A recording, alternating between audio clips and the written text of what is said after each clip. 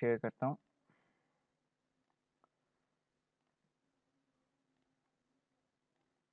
यार आप लोग सब अपने अपने लैपटॉप्स पे हैं, राइट? क्योंकि आज यस सर। आप लोगों से टास्क वगैरह करवाने हैं, और साथ साथ आप लोग, बेहतर होगा जब मैं आप लोगों को 10-15 मिनट का जब बीच में टाइम दूंगा तो आप लोगों ने वो जो सवाल लिखा गया या जो मैंने कोट किया वो आप लोगों ने साथ साथ करना है।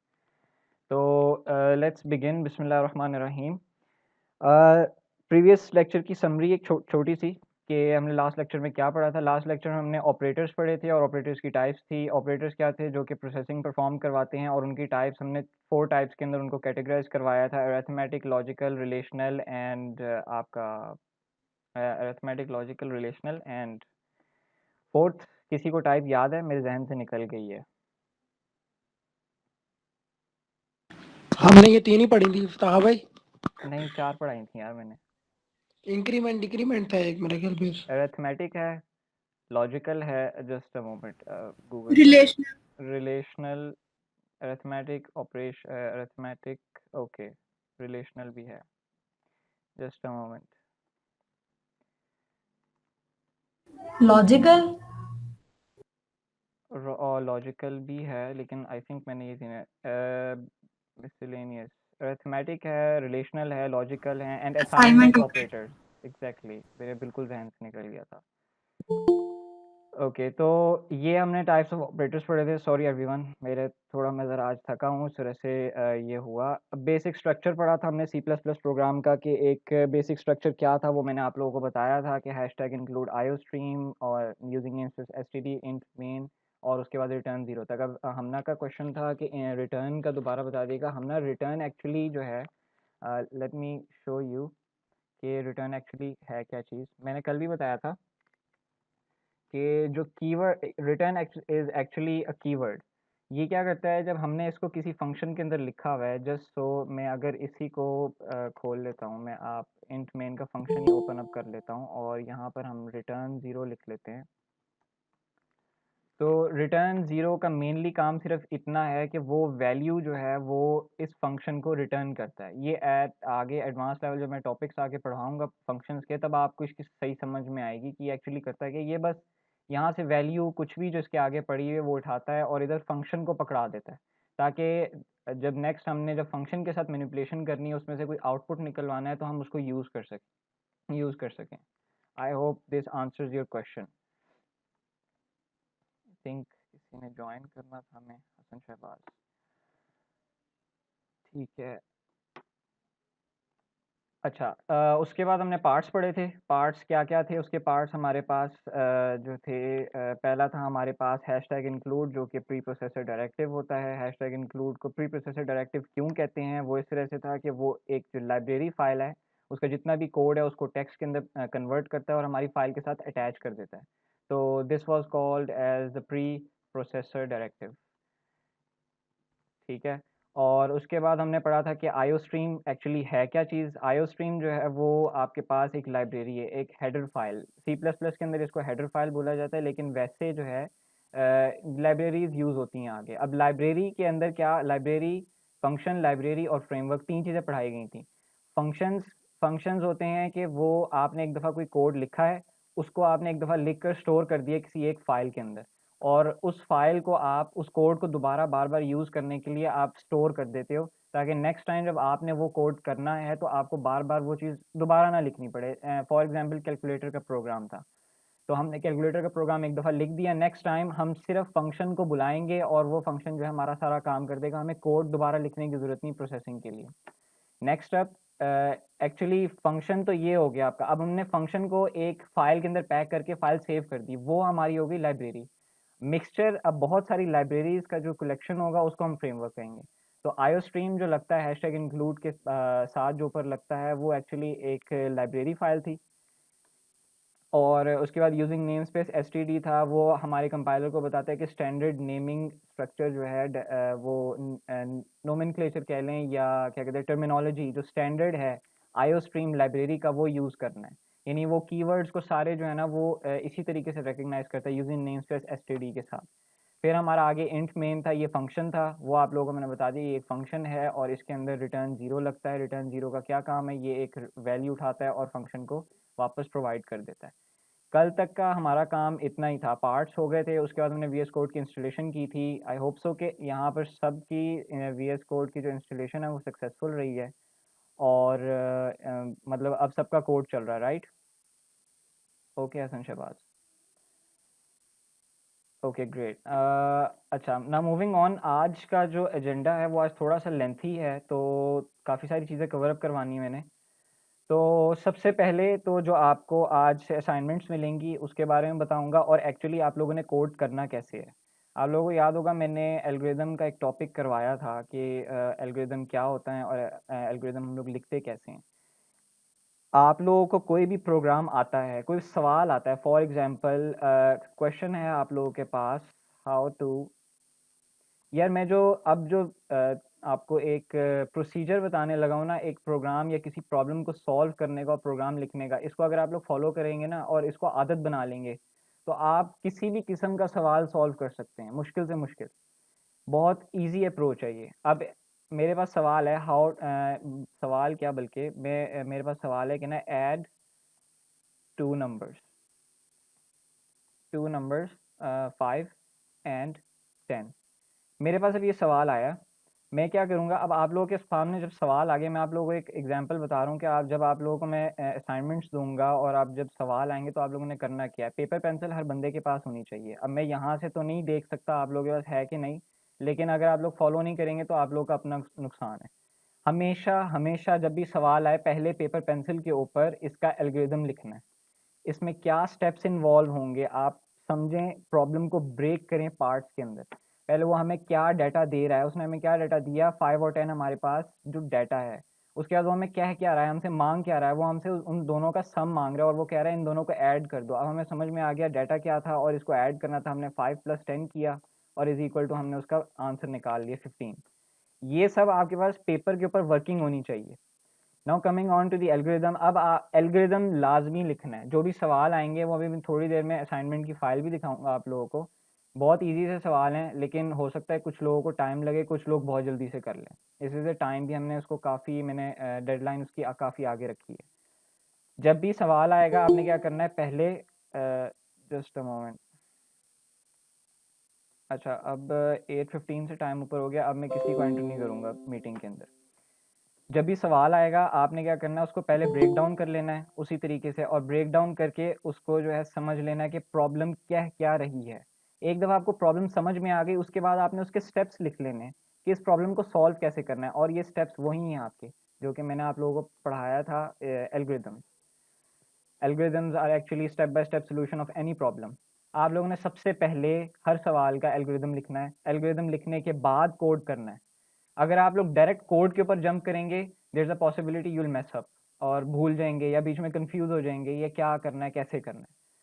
जब भी असाइनमेंट आएगी, कोई भी सवाल आएगा, उसके साथ ये होगा कि VS कोड के अंदर ही जहां आपकी कोड की फाइल होगी वहां पर आपका एल्गोरिदम ऊपर होगा और नीचे मुझे प्रोग्राम मिलना चाहिए, तो वो फाइल एक्सेप्टेबल होगी, वरना वो फाइल एक्सेप्टेबल नहीं होगी, वो असाइनमेंट रिजेक्ट कर दी जाएगी।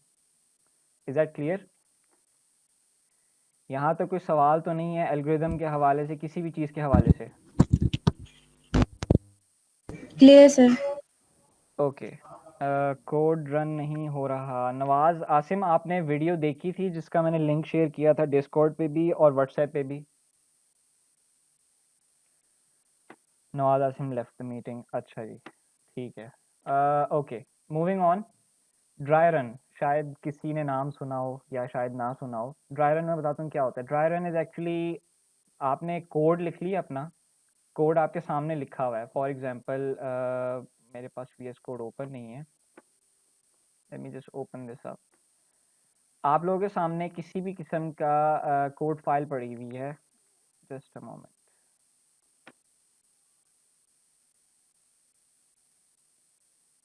Dry run is actually step by step आप line by line execution of any program. अब आप अगर यहाँ पर देखें, मैं अगर इसको लाइन बाय लाइन एग्जीक्यूट करूँ इस पूरे प्रोग्राम को, सबको मेरी स्क्रीन विजिबल है राइट? जी सर। ओके, मैं इस प्रोग्राम को ना एग्जीक्यूट करने लगा हूँ। अपने दिमाग के अंदर, कि कहीं के ऊपर मैं कहीं पेपर पे नहीं करा, कहीं नहीं करा। ड्राई रन करना सीखें। ड्राई रन जब आप करेंगे ना, एटलीस्ट 50 टू 60 प्रोग्राम्स के बाद आप सिर्फ एक सवाल देखेंगे और सवाल देखते साथ ही आपके दिमाग के अंदर सारी उसकी लॉजिक बन जाएगी और पूरा प्रोग्राम ना आंखों के सामने नजर आने लग जाएगा। आफ्टर 50 टू 60 प्रोग्राम्स अगर ड्राई रन करेंगे, साथ एल्गोरिदम लिखेंगे, देन कोड करेंगे, तभी ये पॉसिबल है। ड्राई रन हम क्या करते हैं, मैं यहाँ पे देख रहा हूँ पहली लाइन में हैशटैग इंक्लूड आईओस्ट्रीम, मुझे समझ में आ गई आईओस्ट्रीम लाइब्रेरी मेरी अब इस फाइल के साथ अटैच हो चुकी है। यूजिंग नेम स्पेस एसटीडी, उसने कंपाइलर को हमने बता दिया कि स्टैंडर्ड नेमिंग स्पेस इस्तेमाल करना है, यहाँ पर जो कीवर्ड्स हैं वो स्टैंडर्ड जो आईओस्ट्रीम की स्टैंडर्ड है वो यूज़ करनी है। इंट मेन पर आते हैं, इंट मेन के ऊपर आगे उसने एक फंक्शन है, हमने मेन फंक्शन कॉल किया आईओस्ट्रीम लाइब्रेरी से, उसके बाद हम फंक्शन की ब्रैकेट्स के अंदर आ गए। लाइन नंबर 6 के ऊपर सी आउट स्टेटमेंट लिखा, सी आउट का एक कीवर्ड लिखा हुआ है और उसके आगे जो आगे इसके अंदर कोटेशन मार्क्स के अंदर लिखा हुआ है हेलो एवरी, इसको मैं यहाँ पे हेलो एवरीवन कर देता हूँ, हेलो एवरीवन लिखा हुआ है। मेरे दिमाग में अब इस वक्त क्या चल रहा है, मेरे दिमाग में ये चल रहा है देखते साथ ही, अच्छा यार ये सी आउट, यहाँ पे सी आउट देखा, ठीक है, ये कुछ प्रिंट करवा रहा है, क्या प्रिंट करवा रहा है, जो कोटेशन मार्क्स के दरमियान लिखा हुआ है वो उसने प्रिंट करवा देना है। जैसे ही वो प्रिंट करवाएगा, टर्मिनेटर आ गया, रिटर्न 0 आया, प्रोग्राम एंड हो जाएगा। ये ड्राई रन हो गया आपके दिमाग के अंदर। इसी तरीके से अपने आप से बातें करना सीखें।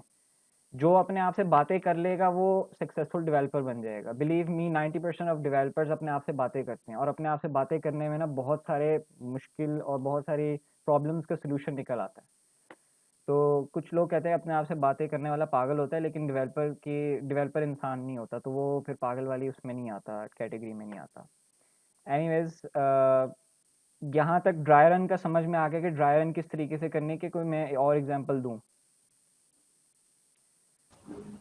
Yes sir, clear. Okay clear, वही सीन में हूँ साथ भी, अच्छा हाँ बिल्कुल, मेरे साथ भी मैं हूँ एग्जैक्टली। ओके, तो नेक्स्ट था हमारे पास RETs and assignment submissions. RETs are actually real time evaluation task और असाइनमेंट की आपकी सबमिशन। अब ये एक्चुअली होगा कैसे, मैंने कल आप सबको बताया था कि किस तरीके से गिटहब के ऊपर आप लोगों ने अगर कोई, for example this is my project file, मैं चाहता हूँ कि इसको मैंने गिटहब के ऊपर अपलोड करना है, तो कैसे करना है सबको बताया था। किसी को कोई इशू है गिटहब के ऊपर फाइल अपलोड करने के, किसी को अगर समझ ना आया हो? अगर नहीं आया है तो मैं अभी दोबारा बताऊंगा, ठीक है। मैं अभी जाऊंगा सीधा गिटहब के ऊपर। जब आप लोगों का अभी जो रियल टाइम एवेल्यूएशन टास्क करवाऊंगा वो, और जो असाइनमेंट्स होंगी, मैंने ऑर्गेनाइजेशन के अंदर 2 रिपोजिटरीज बना दी हैं। वो रिपोजिटरीज आप लोगों को यहाँ पे नज़र आ रही होंगी, असाइनमेंट 1 के नाम से है यहाँ पर, ये ऊपर असाइनमेंट 1C4 और RET 1C4। तो this stands for assignment 1 class 4 and real time evaluation task 1 class 4। जो असाइनमेंट्स हैं वो इसके अंदर, इसको क्लिक करेंगे तो आप लोगों के पास ये वाला एक सिंपल सा जो है ना वो एक इंटरफेस आ जाएगा। मैं यहाँ पर आप लोगों ने क्या करना है कि आप लोगों की जो भी असाइनमेंट होगी वो आप लोगों ने यहाँ पे क्लिक करना है अपलोड एन एग्जिस्टिंग फाइल। इसके ऊपर क्लिक करेंगे, वो आपसे पूछेगा कि क्या कौन सी फाइल्स आपने अपलोड करनी है। I just drag and drop this. Remember कि जो भी आपकी असाइनमेंट बनेगी और जो भी आपका टास्क बनेगा वो आपने एक फोल्डर के अंदर अपनी सारी उस फाइल्स को रखना है, खाली फाइल्स को नहीं अपलोड कर देना, वरना वो मिक्स हो जाएंगी, मुझे नहीं पता लग सकेगा कि किसकी कौन सी फाइल है। अब जब आप इसके अंदर अपना बना देंगे, आपने क्या करना है, इस फोल्डर का जो नाम है वो अपने नाम के साथ रख देना। For example my name is ताहा, तो आई जस्ट राइट ताहा and I just save this. Okay, it's open here, तो मुझे इजाज़त ही नहीं दे रहा। Let me try this again, I just right, और मैंने इसको ये नाम रख दिया यार, व्हाई डज, खैर आप लोगों को समझ में आ गया। वो नीचे इधर VS कोड में फाइल ओपन है, इसलिए तो मुझे इजाज़त नहीं दे रहा कि मैं इसका नाम चेंज करूँ। अब आप लोगों ने फोल्डर का नेम चेंज कर दिया, आप लोगों ने सिर्फ फोल्डर को उठा के ड्रैग एंड ड्रॉप उधर कर देना, वो आप फाइल्स अपलोड करेगा। 2 मिनट में आपकी फाइल्स अपलोड हो गई एंड आपने कमिट चेंजेस के ऊपर क्लिक कर देना, तो आपकी असाइनमेंट या आपका जो टास्क होगा वो अपलोड हो जाएगा। It's just taking too long. इधर तो कोई सवाल तो नहीं अभी, जितनी देर ये फाइल अपलोड हो रही है।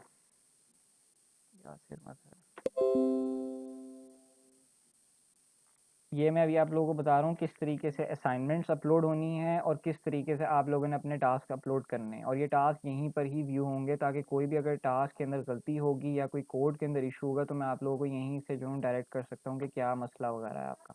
ये देखें, ये अब मैं अब फॉर एग्जाम्पल मैं स्टडी स्टूडियो के अंदर जाता हूँ वापस, यहाँ पे आप लोगों को सारी रिपोजिटरीज नज़र आ रही होंगी। ये मैंने यहाँ पे और भी बना दी है। जो जो क्लास के अंदर काम होगा वो इस रिपॉजिटरी के अंदर स्टोर होगा। हमने कल हेलो वर्ल्ड वाला प्रोग्राम बनाया था, वो इधर रखा हुआ है। इसी तरीके से अगर इधर नीचे आए तो क्लास नोट्स जो आपके जितने भी हैं, ये नोटपैड वाले जो नोट्स हैं वो सारे इधर अपलोड हुए रखे हैं। एंड विद दैट यहाँ पर जो हमने अभी अपलोड किया था वो फोल्डर, क्योंकि मैंने असाइनमेंट अपलोड की अपनी, मैं इसको ओपन अप करूँगा तो अब देखें यहाँ पर वो मेरा फोल्डर अपलोड है। तो आपके नाम से यहाँ पे ये फोल्डर आ रहा होगा और इसके अंदर आपकी वो असाइनमेंट फाइल्स पड़ी हुई होंगी। तो यहाँ पर आप सब ने जो है वो अपने फोल्डर्स अपलोड करते चले जाने हैं, जो भी आपके टास्क और असाइनमेंट्स के होंगे, और अपलोड जो है आप लोग क्लास के बाद करेंगे। Is it clear? सब कुछ क्लियर है? कोई मसला तो नहीं है?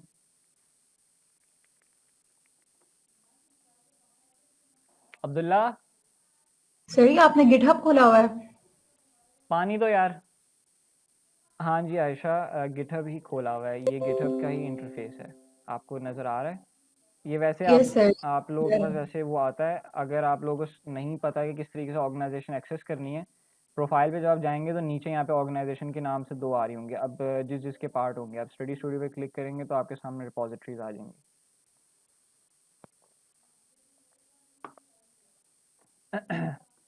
ओके, तो असाइनमेंट्स और टास्क का सबको समझ में आ गया। आज के टास्क जो है इस रिपॉजिटरी में अपलोड होने चाहिए लाजमी। आफ्टर क्लास 2 घंटे तक का आपके पास टाइम होगा अपलोड करने के लिए। ओके, तो लेट्स जस्ट मूव ऑन। ये तो था आपका यहाँ तक RETs एंड असाइनमेंट सबमिशंस का।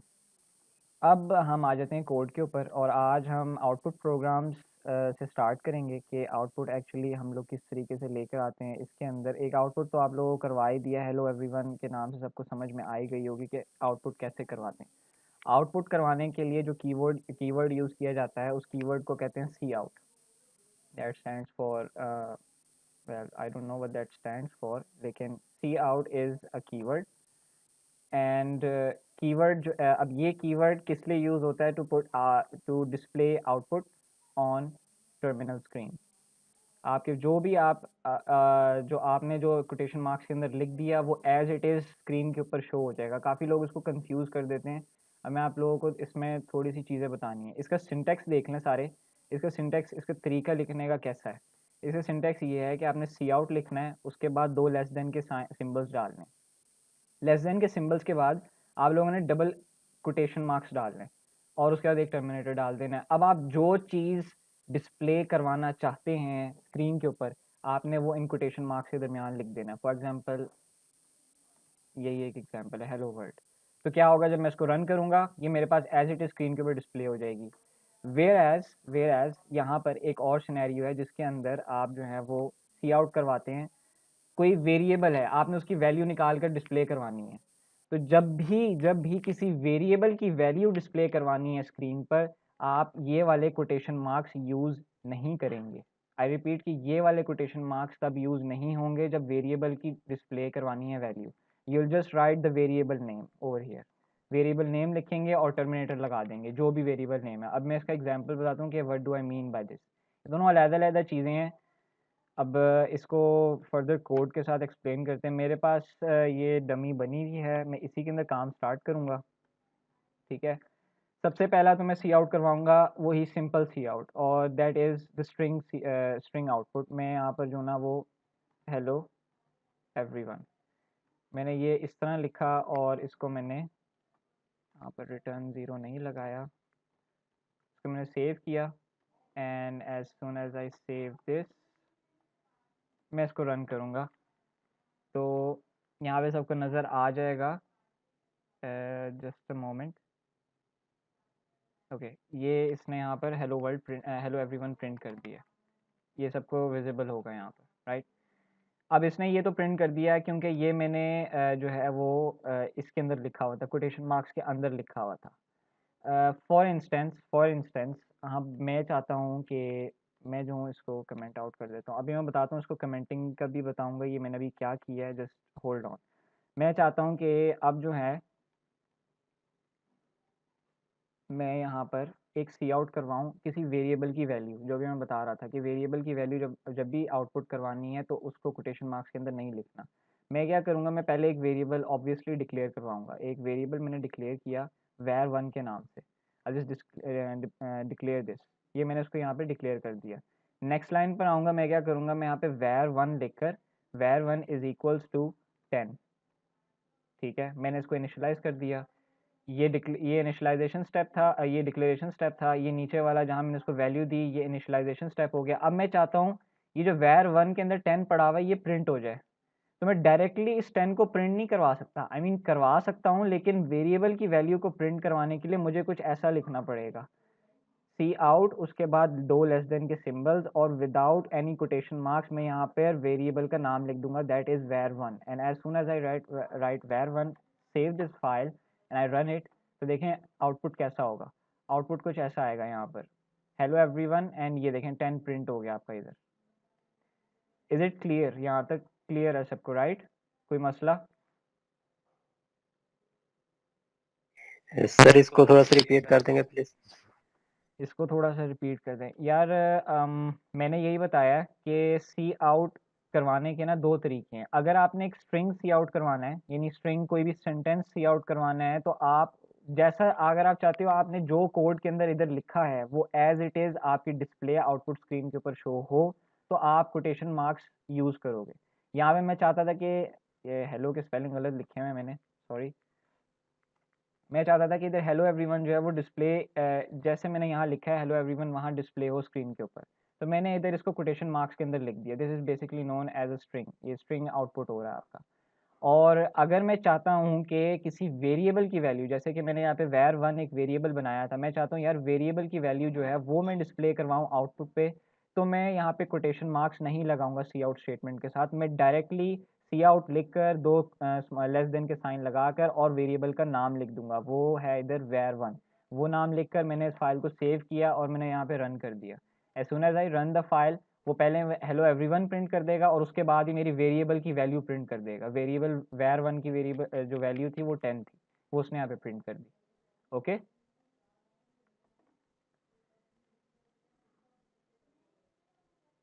ओके, ठीक है। मूविंग ऑन, ये तो आपकी थी आउटपुट स्टेटमेंट्स और इसकी मैनिपुलेशन बस इतनी ही है, इससे ज़्यादा नहीं है। इसके अंदर अब एक चीज़ आ जाती है, फॉर एग्जांपल अब मैं चाहता हूँ कि ये जो अब डिस्प्ले आ रहा था आप लोगों के पास, आप देख ही सकते हैं यहाँ पर जो डिस्प्ले आ रहा था, जस्ट अ मोमेंट,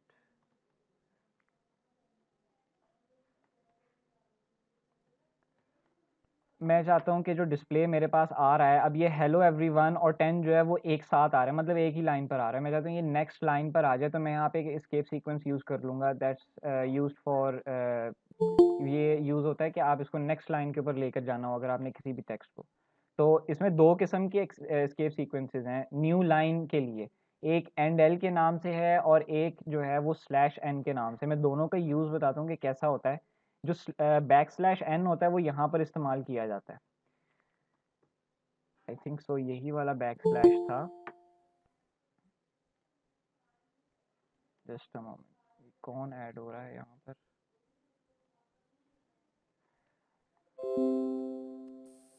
ये वाला बैक स्लैश एन यूज़ होगा। ये क्या करेगा, ये इस लाइन के अंदर बता देता है हमें कि जो आउटपुट आप देने लगे हैं वो आपने स्टार्ट ही न्यू लाइन से करना है। तो मैं यहाँ पे जहाँ जहाँ मुझे न्यू लाइन चाहिए वहाँ वहाँ मैं बैक स्लैश एन लगा दूंगा। मैंने यहाँ पे बैक स्लैश एन लगा दिया, तो अब देखें अगर इसका मैं आउटपुट देखूँ तो इस पर फ़र्क क्या पड़ता है, सिर्फ न्यू लाइन देने के लिए कि नेक्स्ट लाइन के ऊपर आ जाए। ये देखें ऊपर इसने खाली जगह छोड़ दी यहाँ पर, क्यों? क्योंकि मैंने हेलो एवरीवन से पहले बैक स्लैश एन लगा दिया था, इस वजह से उसने ऊपर जो है वो खाली जगह छोड़ दी। अब सिमिलरली अगर मैं चाहता हूँ कि हेलो एवरीवन और var1 की जो वैल्यू प्रिंट हो रही है जो कि 10 प्रिंट हो रही है, इन दोनों के दरमियान न्यू लाइन आए, तो मैं यहाँ पर जो हूँ वो एक और न्यू लाइन देने के लिए यूज़ होता है, उसको कहते हैं हम लोग एंड एल। लेकिन एंड एल जब हम आगे जब ऑब्जेक्ट्स एंड क्लासेस वाली साइड पे चले जाएंगे, ऊप के अंदर जाएंगे, वहाँ जाके हम एंड एल यूज़ नहीं करते। इसकी एक वजह है पीछे, और स्पेशली VS कोड के अंदर के एंड एल जो है वो बफर्स प्रोड्यूस कर देता है, जिसकी वजह से प्रोग्राम एग्जीक्यूशन स्लो हो जाती है और कभी कभार अनहैंडल्ड मिस एक्सेप्शंस भी आ जाते हैं, एरर्स भी आ जाते हैं। तो एट द बेसिक लेवल आप लोग अभी तो एंड एल यूज़ कर सकते हैं, ये मेरा भी फेवरेट ही है एंड एल न्यू लाइन देने के लिए, लेकिन बाद में नहीं कर सकते। जहाँ जहाँ आपने न्यू लाइन देनी है वहाँ वहाँ आपने एंड एल यूज़ कर देना है। तो I just take this from here and just paste this here. मैं इसको चलाऊँगा और अब आप देखें, अब जो आउटपुट आएगा ये देखें, हेलो एवरीवन ऊपर है और न्यू लाइन के ऊपर 10 प्रिंट हो गया। तो ये किसकी वजह से हुआ? ये जो हमने एंडल लगाया इधर, ये इसकी वजह से हुआ। इसने कहा नेक्स्ट लाइन के ऊपर चले जाओ, ये नेक्स्ट लाइन पे चला गया।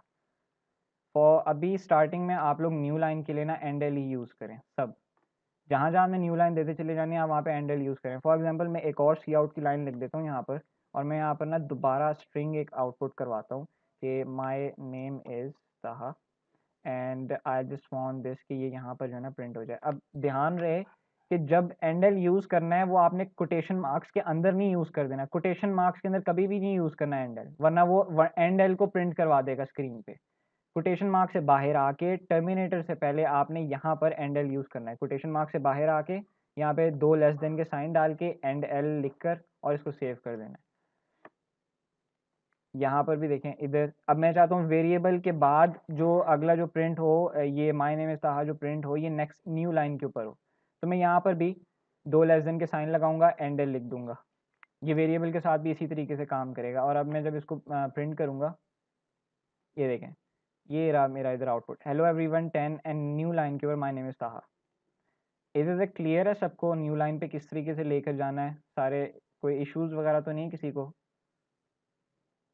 वो HTML में होता है। Clear sir. Okay okay clear. हाँ BR बिल्कुल ओके। तो लेट्स जस्ट मूव ऑन। ये आपका जो है वो न्यू लाइन देने के लिए ये बस इतना ही था। अब आउटपुट प्रोग्राम, अब आउटपुट का तो सबको समझ में आ गया राइट? किसी को कोई इशू तो नहीं है, दोनों समझ में आ गया। अगर वेरिएबल की वैल्यू प्रिंट करवानी है तो वो कैसे करनी है, और अगर कोई स्ट्रिंग आउटपुट करवाना है तो वो कैसे करवाना है, राइट? किसी को कोई इशू चैट बॉक्स में लिख दें, कोई भी अगर इशू है तो, किसी को कोई सवाल हो वो पूछ ले।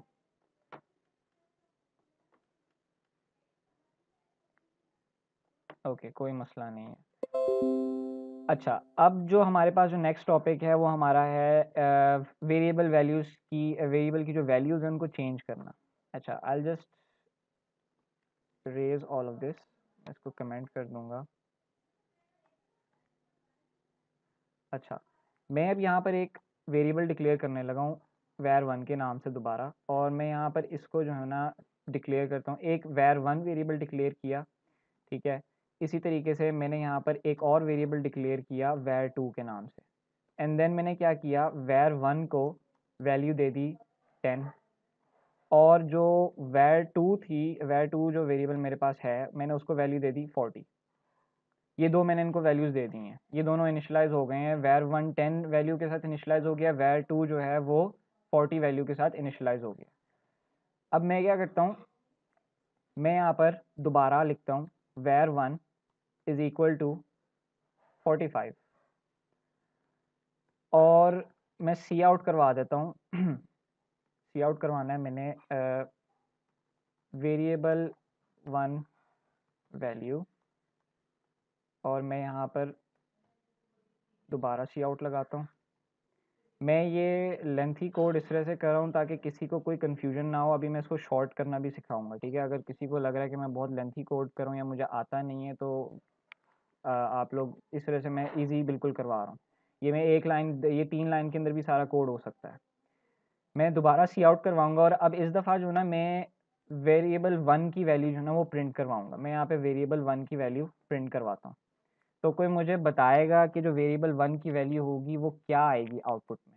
कोई भी माइक अनम्यूट करके बता दे। 45 आएगी सर। 45 आएगी। बिल्कुल, ये बहुत ध्यान रखना है। ये वैसे तो बहुत इजी है सुनने में, लेकिन काफ़ी दफ़ा ना लोग इसमें गलती कर जाते हैं, और वो इशू यही होता है कि उनको वैल्यू अपडेशन का आइडिया नहीं होता। वेरिएबल 1 की वैल्यू जो है 45 आ गई, जबकि देखें मैंने वेरिएबल 1 को 2 वैल्यूज़ दे दी हैं, एक 10 और एक 45। जो बाद वाली वैल्यू होगी वही उसके अंदर स्टोर हुई हुई होगी। हमेशा जो बाद वाली वैल्यू होगी वही उसके अंदर स्टोर होगी। इसी तरह अगर मैं यहाँ पर इसको var2 कर देता हूँ, var2 करके इसको मैं दोबारा प्रिंट करवाता हूँ, तो ये ऑब्वियसली अब जो है ये 40 प्रिंट करेगा, क्योंकि उसकी वैल्यू 40 थी, var2 की जो वेरिएबल वैल्यू थी। तो वैल्यू अपडेशन का बहुत ख्याल रखना है, और ये आगे मैनिपुलेशन के अंदर काफ़ी ज़्यादा काम आती है जब हम लोग लूप्स चलाते हैं। लूप्स और कंट्रोल स्टेटमेंट्स के अंदर ये बहुत ज़्यादा यूज़ होती है, जहाँ हमने साइमल्टेनियसली जो है ना प्रोग्राम एग्जीक्यूशन के दौरान ही वैल्यूज़ को चेंज करना होता है, या यूज़र से वैल्यूज़ आ रही होती हैं और प्रोग्राम चल रहा होता है, उसके दौरान वैल्यूज़ आकर मुस्तकिल चेंज हो रही होती हैं। तो ये उसमें बहुत ज़्यादा इंपॉर्टेंट होता है, इसको याद रखना हमेशा। जो बाद में वेरिएबल की वैल्यू आ रही होगी, जो बाद में उसकी इनिशियलाइजेशन हो रही होगी, वो उसकी फाइनल वैल्यू होगी। पहली वाली जो वैल्यू होगी वो डिस्कार्ड हो जाएगी, उसको फेंक दिया जाएगा। Is it clear? Yes sir.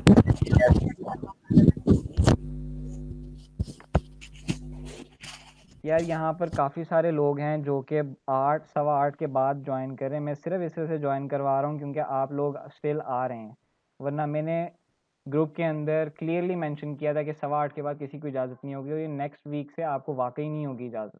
तो जो लेट आ रहे हैं बहुत सुकून से, वो प्लीज़ एक्टिव होकर 8 बजे आ जाया करें। Thank you. आगे हमारे पास जो है नेक्स्ट जो टॉपिक है, सर एक क्वेश्चन पूछना जी सकती जी हूँ आपसे? जी जी जी जी। सी आउट का बेसिक मीनिंग बता दें। सी आउट समझ में नहीं आया? नहीं, आई मीन सी आउट का काम क्या है?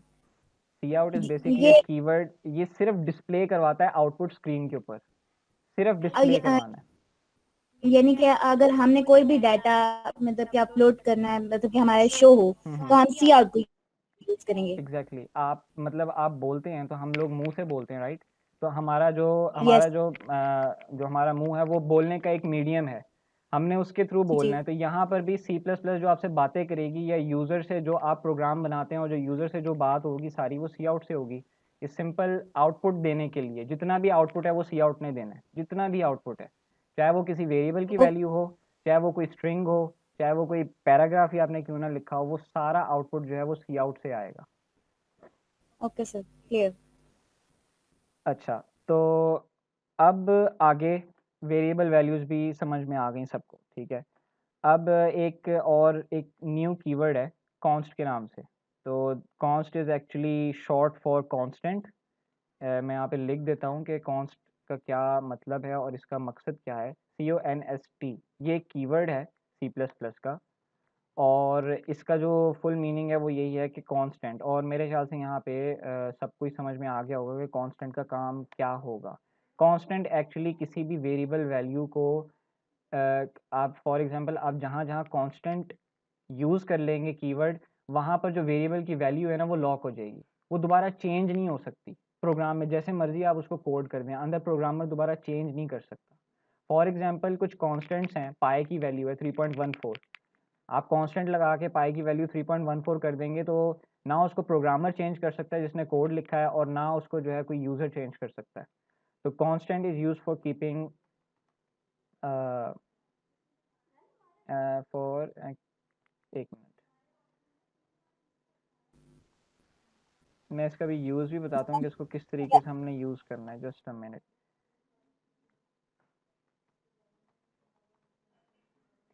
कीपिंग वैल्यूज़ फ्रॉम चेंजिंग, इसका जो सिंटेक्स है वो आप लोगों को पता लग ही गया होगा। हमने सिर्फ ना CONST लिखना है, CONST, आगे हमने डाटा टाइप दे देनी है, और डाटा टाइप के बाद हमने जो है ना इसका नाम दे देना है, जो भी वेरिएबल का नाम है, लाइक var1।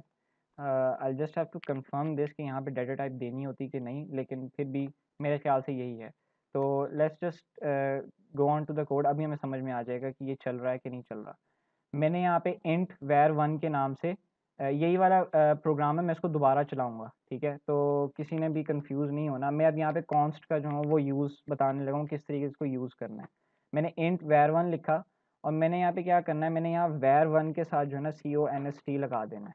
यस एग्जैक्टली, ये देख रहे हैं आप, CONST जैसे ही लगेगा, यहाँ पे एरर आ रहा है, दैट मीन्स हाँ सही है, बिल्कुल सही है। और अब ये मेरे से क्या करेगा, मेरे से यहीं पर वैल्यू मांगेगा कि इसकी वैल्यू जो है ना वो यहीं पर तुम दे दो। यहाँ पे जो जो वैल्यू होगी वो, जस्ट अ सेकेंड, अब देखें मैंने क्या किया, कॉन्स्ट इंट लिखा, कांस्टेंट इंटीजर टाइप का वेरिएबल वन var1, ठीक है? और मैंने उसको वैल्यू दे दी 50। अब अगर मैं चाहता हूँ, प्रोग्राम चल रहा है, ठीक है, लाइन नंबर 13 पर आए हम लोग, प्रोग्राम इंट var2 इनिशियलाइज हुआ, var2 बन गया, कोई मसला नहीं है। मैं यहाँ पे चाहता हूँ, मैं कहता हूँ यार मैंने ना var1 की वैल्यू जो है ना वो चेंज करनी है, मैं var1 की वैल्यू जो है ना 34 करना चाहता हूँ। मैं जैसे इसको ये करूँगा, यहाँ पर इसने मुझे जो है ना रेड लाइन दे देनी है इसके नीचे कि ये गलत है। अब देखें, हम अगर मैं इसको चलाऊँगा प्रोग्राम को, देखें कैसा आउटपुट आता है। अब आउटपुट देख लें आप लोगों ने। अच्छा, अब यहाँ पर ना दो चीज़ें सीखने को, एक कॉन्स्ट का मतलब और एक एरर्स किस तरीके से देखना है वीएस कोड के अंदर, स्पेशली काफ़ी लोगों को नहीं समझ में आता। ये देखिए, यहाँ से आपकी एग्जीक्यूशन शो हो रही है कि एग्जीक्यूशन के अंदर क्या एरर्स आ गए हैं, ये जो सिर्फ हाईलाइटेड एरिया है। यहाँ स्टार्ट से शुरू करते हैं, hello world डॉट cpp आपके फाइल का नाम है। इसके बाद वो क्या कह रहा है, इन फंक्शन इंट मेन। आप लोगों को मैंने बताया हुआ है कि इंट मेन जो है वो इट्स एक्चुअली अ फंक्शन। तो आप लोगों ने इसके अंदर देखना है कि वो कह रहा है आपको इन फंक्शन इंट मेन वाले फंक्शन के अंदर 1510 मीन्स यहाँ पे लाइन नंबर 15 के ऊपर एरर है। अब ये देख लें, यहाँ पे लाइन नंबर 15, ये वाली जो मैंने मार्क कर दी है लाइन नंबर 15 के ऊपर, वो मुझे रेड लाइन दे रहा है। That means there is an error on line number 15। और एरर क्या है, अब उसने लाइन नंबर बता दिया आपको, अब वो एरर बताएगा कि एक्चुअली एरर क्या है आपके पास। एरर क्या है, error assignment of read only variable var1। क्या है, समझ में भी आ रहा है, एरर क्या है जी, असाइनमेंट जो var1 था, वो जब हमने उसको कॉन्स्ट का कीवर्ड लगा दिया साथ, तो वो सिर्फ रीड ओनली बन गया। दैट मीन्स रीड ओनली, इसके साथ हम इसकी वैल्यू नहीं चेंज कर सकते कभी भी। ये सिर्फ इसको हम देख सकते हैं, इसकी वैल्यू आउटपुट करवा सकते हैं और इसके साथ हम ऑपरेशंस करवा सकते हैं, इसको चेंज नहीं कर सकते। तो जहाँ चेंजिंग वाली वैल्यू आई, हमने दोबारा इनिशियलाइज करवाने की कोशिश की, वैल्यू चेंज करने की कोशिश की, उसने हमें वहाँ पे एरर दे दिया। और साथ ही देखें नीचे वो बताता भी है कि कहाँ पर मसला आ रहा है आपका, ये चीज़ के अंदर आपने मसला है। आप जैसे ही इस चीज़ को यहाँ से हटा देंगे, मैं इस चीज़ को यहाँ से रिमूव कर देता हूँ। As soon as I remove this and save, ये मेरी खुद ब खुद फाइल ओके हो जाएगी। और अब अगर मैं इसको चलाऊँगा भी, ये देखें मैं सी आउट करवा रहा हूँ var1 की वैल्यू, जो var1 मैंने यहाँ पे कांस्टेंट बनाया था, मैं इसको सी आउट करवाता हूँ कि यार तुम मुझे जो है ना वैल्यू डिस्प्ले करो। ये भी चलेगा यहाँ पर, जस्ट अ मोमेंट। ओके, ये अच्छा, हाँ एक और एरर देख लें, ये भी एरर्स बहुत आते हैं लोगों के। यहाँ पे देखें, temp code runner file dot cpp, वो कह रहा है एरर अनएक्सपेक्टेड, या तो कॉमा आया है या टर्मिनेटर आया है एट एंड ऑफ इनपुट, और वो बता भी रहा है कि वो किधर आया है। तो हमने इधर जो है वो कोई गलती कर दी है। लेट मी सी कि मैंने क्या मिस्टेक की है, just a second.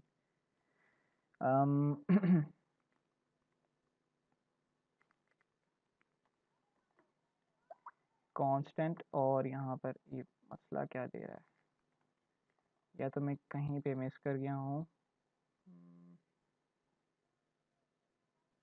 Let's try this. अब डाटा टाइप डिफाइन नहीं है। Let's just Google this out, ये क्योंकि मैं भी कोई बात नहीं, इसमें हो जाता है।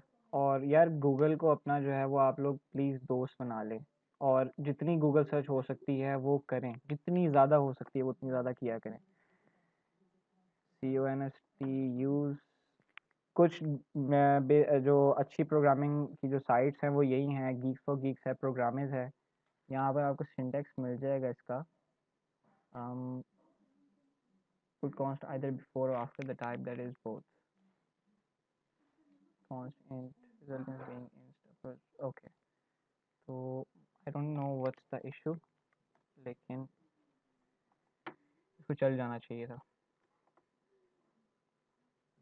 ओके अब चल गया, अब इसको कोई मसला नहीं है, अब ये चल पड़ा। Variable 1 value is equals to 50, मैंने यहाँ पे सिर्फ वेरिएबल 1 की वैल्यू आउटपुट करवाई थी, ये var1 सी आउट var1 हो रहा है और उसने 50 प्रिंट कर दी, जो कि यहाँ पर थी वैल्यू उसकी वेरिएबल 1 की 50 थी। और अगर मैं इसकी वैल्यू चेंज करता हूँ जिसके पीछे कोई कॉन्स्ट का कीवर्ड नहीं लगा हुआ, तो मुझे वो यहाँ पे कोई भी एरर नहीं देगा। किसी को कोई मसला या कुछ चीज़ समझ ना आई हो एंड से, हो सकता है मेरे ख्याल से ना आई हो, कोई मसला, कोई इशू? क्लियर। ओके क्लियर है।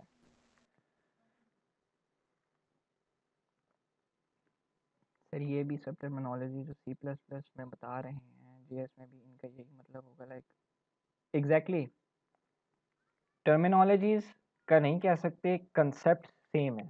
हम ना जो कंसेप्ट्स होते हैं वो सारी प्रोग्रामिंग लैंग्वेजेस के सेम है, PF के कंसेप्ट्स एक ही होते हैं। हो सकता है वहाँ पर एक दो लफ्ज़ का चेंज हो, लेकिन आई डिस्टिंक्टली रिमेंबर कि जेएस के अंदर जो कॉन्स्ट का कीवर्ड है वो एग्जिस्ट करता है। क्योंकि कीवर्ड जो है वो प्रोग्रामिंग लैंग्वेज का पार्ट है, तो it varies from programming language to programming language. आप डिफरेंट पे चले जाएं तो वहाँ पे जो है वो कुछ के अंदर स्टैटिक भी यूज़ होता है कुछ लैंग्वेजेस के अंदर। अब जिस तरह लुआ है, लुआ के अंदर अगर हमने एक कांस्टेंट वेरिएबल बनाना है तो उसका जो कीवर्ड है वो स्टैटिक यूज़ होता है।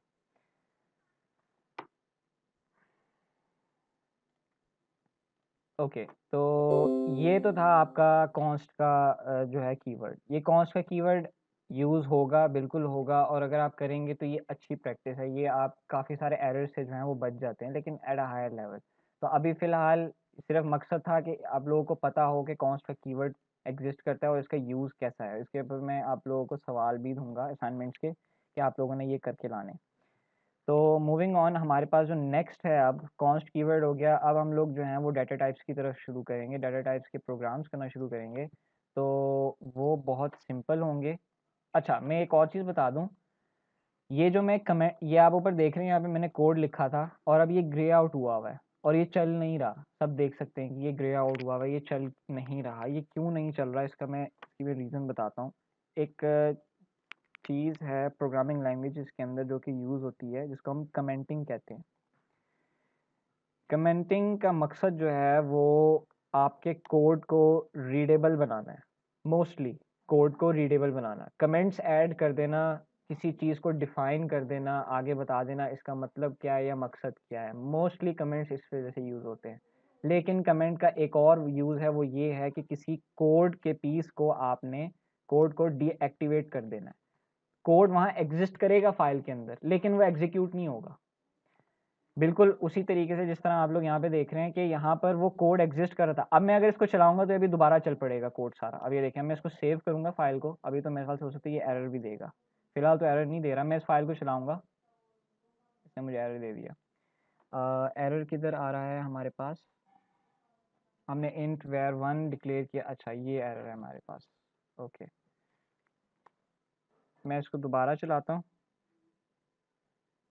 ये देखें, ये सब चीज़ें इसने मुझे प्रिंट करके दे दी। पूरा प्रोग्राम जितना भी कोड लिखा हुआ था वो सारा कोड चल पड़ा है। यहाँ पे आप देख सकते हैं, ये सी आउट हेलो वर्ल्ड, यहाँ पे हेलो एवरीवन लिखा हुआ है। इंट var1 है, var1 की वैल्यू 10 है, तो var1 जो है वो आपके पास आगे वैल्यूज़ की प्रिंट हो गई है। सारा कोड चल रहा है।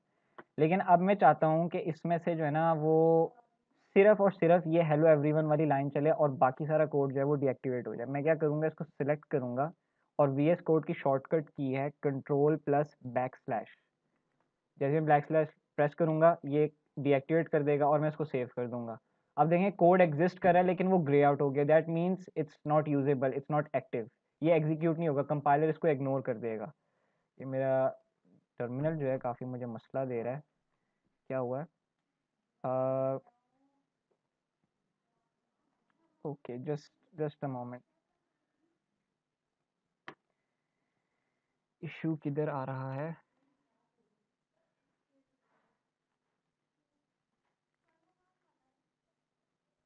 अच्छा, अब चल पड़ा। हाँ, और ये देखें, ये आपके पास जबकि कोड वहाँ पे सारा लिखा हुआ है बट इट्स ग्रेड आउट, यानी वो डीएक्टिव है, लेकिन स्टिल जो है जो लाइन एक्टिव थी वो चल पड़ी है, यानी कलर्ड में थी, बाकी सारी कमेंट आउट हो गई है।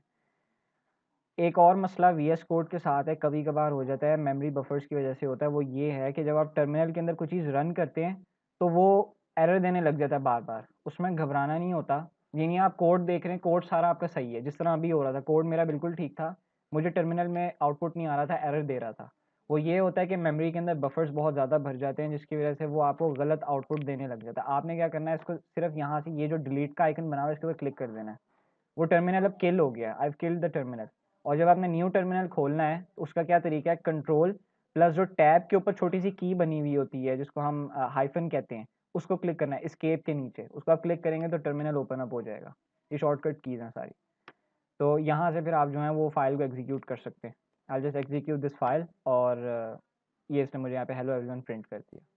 ठीक है, तो कमेंटिंग का सबको समझ में आ गया। अब मैं कमेंट का बता दूँ कि कमेंट एक्चुअली हम और इसका यूज़ क्या है। Comment is also use to make your code more readable. अब रीडेबल से मतलब क्या है, रीडेबल से मतलब मैं आपको बताता हूँ कि इसका एक्चुअली कोडिंग स्टैंडर्ड्स होते हैं। अगर किसी कंपनी के अंदर आप काम करेंगे जाके तो आप लोगों को पता लगेगा कि कुछ बेसिक स्टैंडर्ड्स होते हैं जो कि वो लोग यूज़ करते हैं, क्योंकि आपका कोड सिर्फ आपने नहीं देखना, आपका कोड आगे जो QA वाले बैठे हैं उन्होंने भी देखना है, जो आगे टेस्टर बैठा हुआ है उसने भी देखना है, जो आपका बॉस है उसने भी देखना है, प्रोजेक्ट मैनेजर उसने भी देखना है। तो इट्स रियली इंपॉर्टेंट कि आप उनके सारे प्रोटोकॉल्स को फॉलो करें और आपका कोड पढ़ते हुए हर बंदे को समझ में आ रहा हो कि आप क्या सारा काम करवा रहे हैं।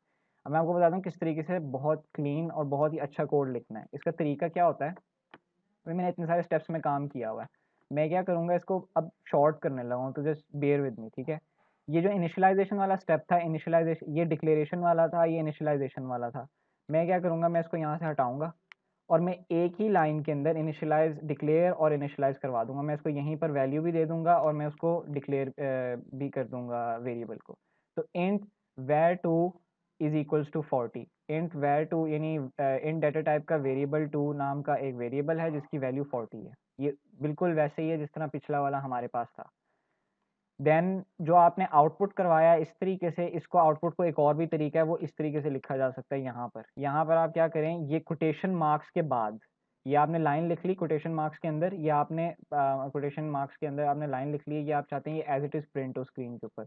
अब आप चाहते हैं कि आपने वैल्यू ऑफ वेरिएबल प्रिंट करवानी है, जो कि ये वेरिएबल 2 की जो वैल्यू है इसको आपने प्रिंट करवाना है। आप क्या करेंगे, यहाँ पर 2 लेस देन के सिंबल डालेंगे, bear with me, after the quotation marks, quotation marks के अंदर नहीं डाल देना वरना वो एज इट इज प्रिंट कर देगा। 2 लेस देन के सिंबल प्रिंट एंटर करेंगे और यहाँ पर आप वेरिएबल का नाम लिख देंगे, वो जो क्या है var2, और इसको सेव कर देंगे। अब ये वही काम करेगा जो हमारा पिछला कोड कर रहा था 4 लाइंस का, ये अब 2 लाइंस का हो गया।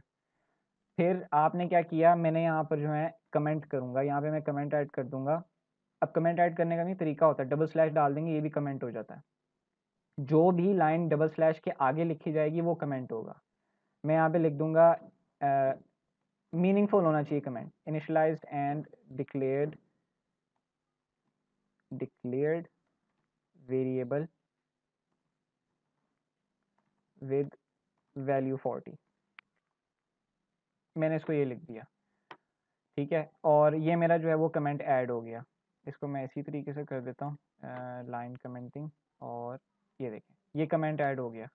अब ये पढ़ने वाले को समझ में आ जाएगी, अच्छा यार यहाँ पर क्या हो रहा है, यहाँ पे इनिशियलाइजेशन और डिक्लेरेशन हो रही है वेरिएबल की, और वैल्यू जो है वो उसकी 40 है। अगर आप इतना ना भी लिखें तो ये सिर्फ इतना वाला, इतना पार्ट काफ़ी है। हाँ, this is enough, initialize and declared variable, समझ में आ गया सबको।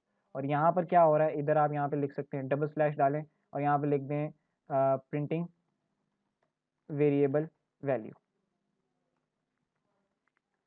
तो अब जब कोई अनपढ़ भी आएगा ना, जिसको प्रोग्रामिंग से जिसका कोई ताल्लुक नहीं है दूर दूर तक, वो कॉमर्स की फील्ड से है या वो बायो की फील्ड से, वो भी अगर जब आपका कोड आकर पढ़ेगा ना, वो कोड नहीं पढ़ेगा, वो इधर साथ के जो आपके लिखे हुए जो इधर कमेंट्स हैं वो पढ़ेगा। वो देखेगा इनिशियलाइज एंड डिक्लेयर्ड वेरिएबल्स, और फिर नीचे जो है वो प्रिंटिंग वेरिएबल वैल्यू, उसको समझ में आ जाएगा अच्छा प्रोग्राम के अंदर क्या हो रहा है।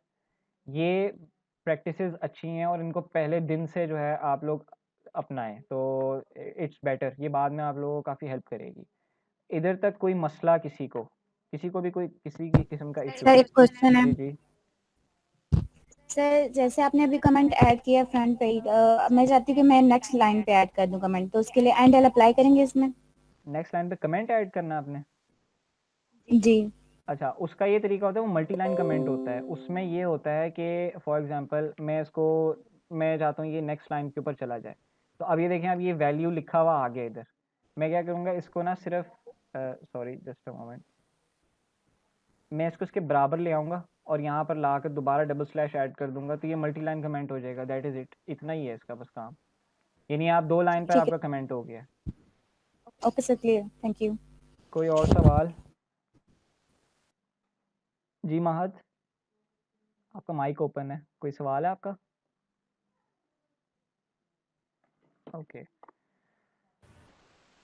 तो let's just move on. Commenting का भी हमारे पास टॉपिक कवर हो गया, जबकि वो बाद का था, मैंने आपको 2 टॉपिक्स बाद के कवर करवा दिए। अब मैं डाटा टाइप्स के ऊपर आ जाता हूँ, डाटा टाइप प्रोग्राम्स के ऊपर। तो अब इस सब को जो है हम लोग कमेंट आउट कर देंगे, क्योंकि ये जो है मैं आप लोगों को ये फ़ाइल अपलोड करके दूंगा जस्ट सो कि आप लोगों को याद रहे ये सब चीज़ें। एंड डोंट वरी, मैं इधर ना कमेंट्स ऐड कर दूंगा कि किस में हम लोग किस टॉपिक पे बात कर रहे थे, तो आप लोगों को उसमें समझ आता रहेगा। अच्छा, अब डाटा टाइप्स की बात हुई थी, सबको याद होगा 4 किस्म की डाटा टाइप्स डिस्कस की गई थी, राइट?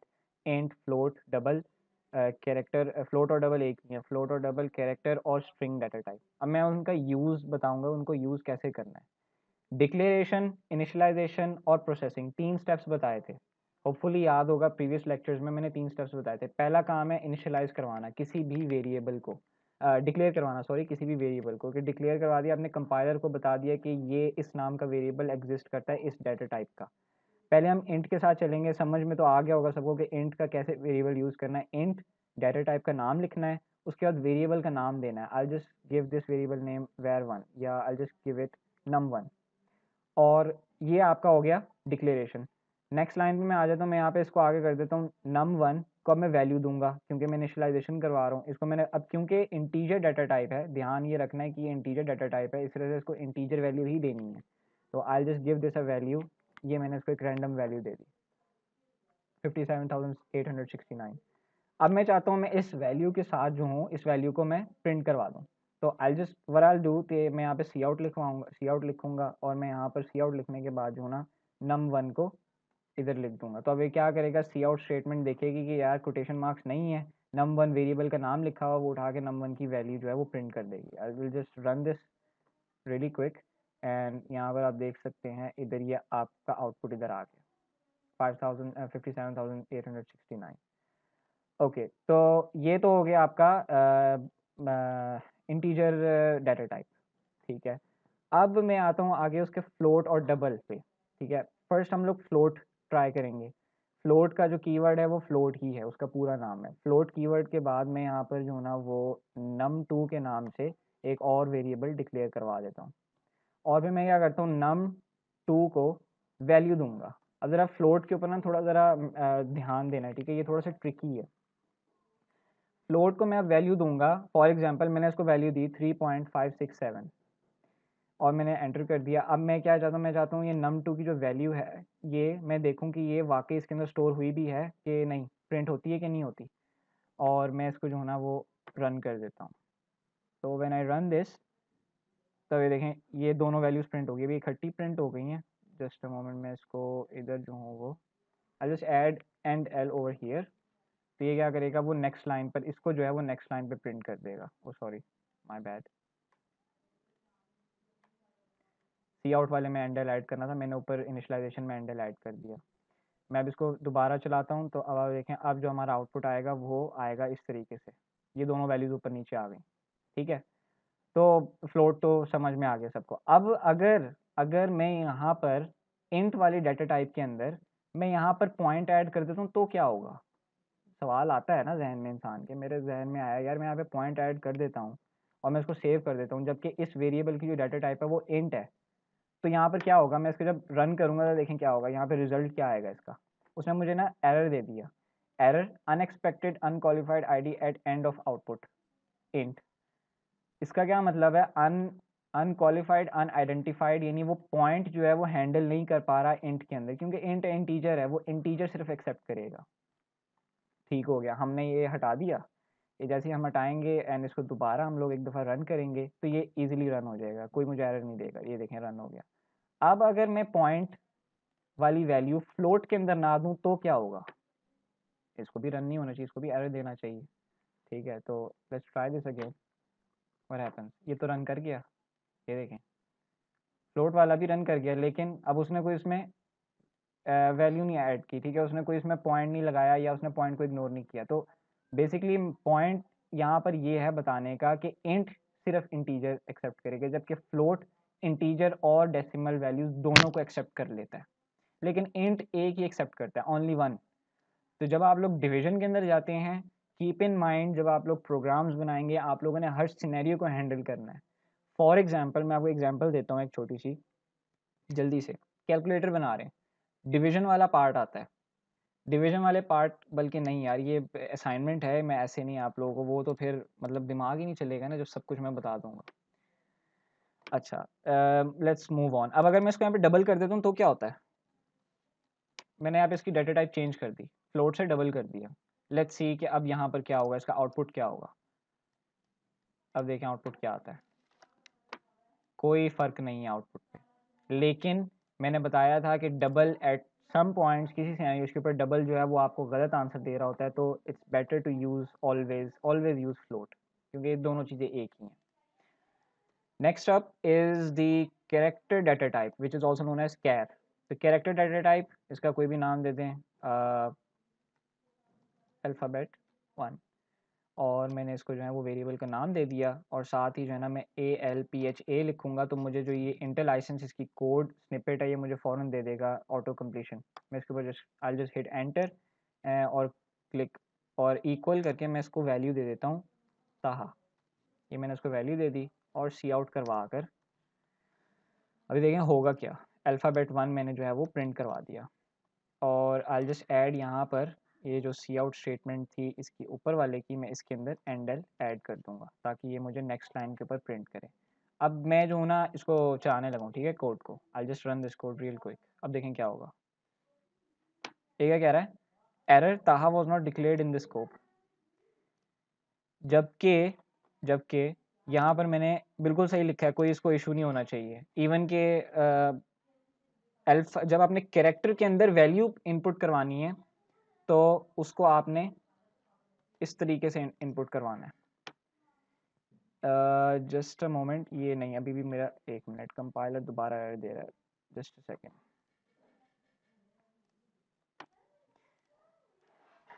अच्छा नहीं, ये साइज़ का इशू है। मैं चाह रहा था कि ये चल जाए ताकि आप लोगों को कुछ शो हो जाए, लेकिन ये चल नहीं रहा, तो इस वजह से आई जस्ट ट्राई दिस। यहाँ पर हम लोग T लिखेंगे तो ये चल जाना चाहिए। अब इसको कोई इशू नहीं होगा। Okay, still there is an issue, I don't know what this is. Sir single quotes में नहीं लिखते जब हमने कैरेक्टर लिखना होगा? आई थिंक सो यार, ऐसे ही कुछ होता है। Error to use scope, let's try single quotes maybe. Save, yes exactly, very nice, ज़बरदस्त। Sorry, slipped my mind. लेकिन चलें ठीक है, सिंगल कोट्स में मैं चाहता हूँ मैं ताहा पूरा ना एंटर कर दूँ। अभी मुझे एरर नहीं देगा, ये जो भी था आई don't know who she was, लेकिन वेल डन यार। तो मैं इसको प्ले कर देता हूँ, प्ले आई थिंक रन कर देता हूँ, और अब देखें क्या हो रहा है। वो क्या कह रहा है, मल्टी, अभी उसने पहले एरर क्या दिया, मुझे वार्निंग्स दे दी, एरर्स नहीं दिया। उसने क्या कहा, multi character constant. Multi character यानी अब ताहा इट्स अ मल्टी कैरेक्टर 4 इसमें अल्फ़ाबेट्स के अंदर, ठीक है। और नेक्स्ट पे उसने क्या कहा, वार्निंग ओवरफ्लो इन इम्प्लिसिट कांस्टेंट कन्वर्जन। अब ओवरफ्लो हो रहा है यानी साइज से ज़्यादा बड़ा आपने उसको इनपुट दे दी है, साइज से ज़्यादा बड़ी कैरेक्टर की जो वो बुरे हो जाएंगे अल्फाज, कैरेक्टर का जो साइज़ है उससे बड़ा आपने जो है उसको इनपुट दे दिया, तो इस तरह से वो ये आपको वार्निंग दे रहा है। लेकिन जो उसने आउटपुट करवाया वो देखें उसने क्या आउटपुट करवाया, ए, सिर्फ ए आया आउटपुट। वो क्यों, क्योंकि कैरेक्टर जो है वो हमेशा एक ही अल्फ़ाबेट एज एन इनपुट लेगा। ये देखें मैं इसको टी इनपुट करके और अब मैं प्रिंट कराऊंगा, ये मुझे कुछ नहीं कहेगा, ये चुपचाप चल पड़ेगा। ये देखें इसने टी प्रिंट कर दिया, that is it. As soon as I change the input, मैं आज इसको टी से ए कर दूंगा, मेरे ख्याल से प्रिंट कर देना चाहिए इसको, लेकिन ये नहीं, इसने दोबारा एरर दे दिया टी ए, क्योंकि उसके साइज से ओवरफ्लो कर गया, उसने पहला लेटर स्किप करके दूसरा लेटर प्रिंट करवा दिया। ठीक है, इधर तक किसी को कोई मसला है तो मुझे बता दे, वरना I will just move on to the strings. वो थोड़ा सा टेक्निकल है। किसी को कोई भी किसी भी किस्म का issue? No sir, clear. Okay, very nice. अच्छा, अब सारे ऑलमोस्ट VS कोड ही यूज़ कर रहे होंगे, या यहाँ पे वो भी हैं थोड़े से लोग जो कि visual studio code visual studio use कर रहे हैं, जो कि IDE है हमारी। इनके अंदर जब आपने स्ट्रिंग यूज़ करना होता है, वैसे तो डेव C++ के अंदर कोई मसला ही नहीं होता, बस डायरेक्टली स्ट्रिंग का यहाँ पे कीवर्ड लिखेंगे और उसका आगे डाटा टाइप डिफाइन करके वेरिएबल का नाम देके और उसमें इनपुट दे देंगे। लेकिन इसमें ऐसा नहीं होता। इसमें आप सबसे पहला काम, जब भी स्ट्रिंग यूज़ करना है, स्ट्रिंग आपने क्या करना है, सबसे पहला आपने ऊपर ना लाइब्रेरी वाले सेक्शन के अंदर चले जाना है, इधर जहाँ आयो स्ट्रिंग हमने एंटर की थी। आपने क्या करना है, यहाँ पर जाकर हैशटैग इंक्लूड दोबारा लिखना है, उसी तरीके से लेस देन ग्रेटर देन का साइन सिंबल डालें, और इसके अंदर ना STRING स्ट्रिंग लिख देना, दैट इज़ इट। अब क्या होगा, जो स्ट्रिंग की लाइब्रेरी पड़ी हुई है पीछे जी हमारे C++ कंपाइलर की बैक एंड पे, वो अब इसके साथ लग चुकी है। रिमेंबर दिस, कुछ केसेस के अंदर यहाँ पर स्ट्रिंग यूज़ होता है और कुछ केसेस में string.h भी यूज़ होता है। अब यहाँ पे मेरे ख्याल से मेरे केस में string.h यूज़ होगा। ये जो TDM GCC कंपाइलर है उसके वर्जन्स का फ़र्क होता है। नया वर्जन वाले जो हैं वो ये वाली लाइब्रेरी यूज़ कर रहे हैं, पुराना वर्जन वाले ये यूज़ कर रहे हैं। तो अगर किसी का string.h के साथ ना चले ट्राई स्ट्रिंग, और अगर स्ट्रिंग के साथ ना चले तो ट्राई string.h। अब हमें पता लग जाएगा हमारी लाइब्रेरी काम कर भी रही है कि नहीं कर रही। मैं क्या करूँगा, यहाँ पर आकर उसी तरीके से जिस तरह इंट, फ्लोट और कैर का मैंने किया, मैं यहाँ पे लिखूँगा स्ट्रिंग। जैसे स्ट्रिंग लिखकर आगे एंटर दबाऊँगा और स्पेस देने के बाद ना मैं यहाँ पे इसको वैल्यू देता हूँ। अब मैं स्टूडेंट का नाम एंटर करने लगा हूँ अपने पास, स्टूडेंट नेम। ओके, अब देखने से इसने ऊपर लाइब्रेरी मेरी उठा ली है, यानी लाइब्रेरी जो है वो सक्सेसफुली लग चुकी है मेरी फाइल के साथ। स्ट्रिंग का कलर चेंज हो गया। अगर स्ट्रिंग का कलर चेंज ना हुआ, ऐसे ही रहा, तो इसका मतलब स्ट्रिंग नहीं चला। अब मैं क्या करता हूँ, मैं चाहता हूँ स्ट्रिंग के अंदर इनपुट आ जाए मेरे पास, ठीक है। इसका थोड़ा सा ट्रिकी वे है लेकिन ईजी है, ठीक है। मैं क्या करूँगा, यहाँ पर एक फंक्शन है उसको हमने यूज़ करना पड़ेगा स्ट्रिंग के अंदर इनपुट देने के लिए। अगर हम वैसे ही करते हैं ना, स्ट्रिंग के अंदर इनपुट देकर देखते हैं, ठीक है। स्टूडेंट नेम के अंदर मैं इनपुट देता हूँ इज इक्वल टू, और लेट्स ट्राई दिस। ये मुझे क्या कहता है, एरर देता है कि नहीं देता। इसने मुझे एरर दे दिया। Let's try single quotes. Single quotes के अंदर होता है, ओके, इसने एक्सेप्ट कर लिया। एक और भी तरीका है, वो मैं अब यह इसी तरीके से काम कर गया, लेकिन अगर ये ना चलता तो मैं उस तरीके से बताता आपको।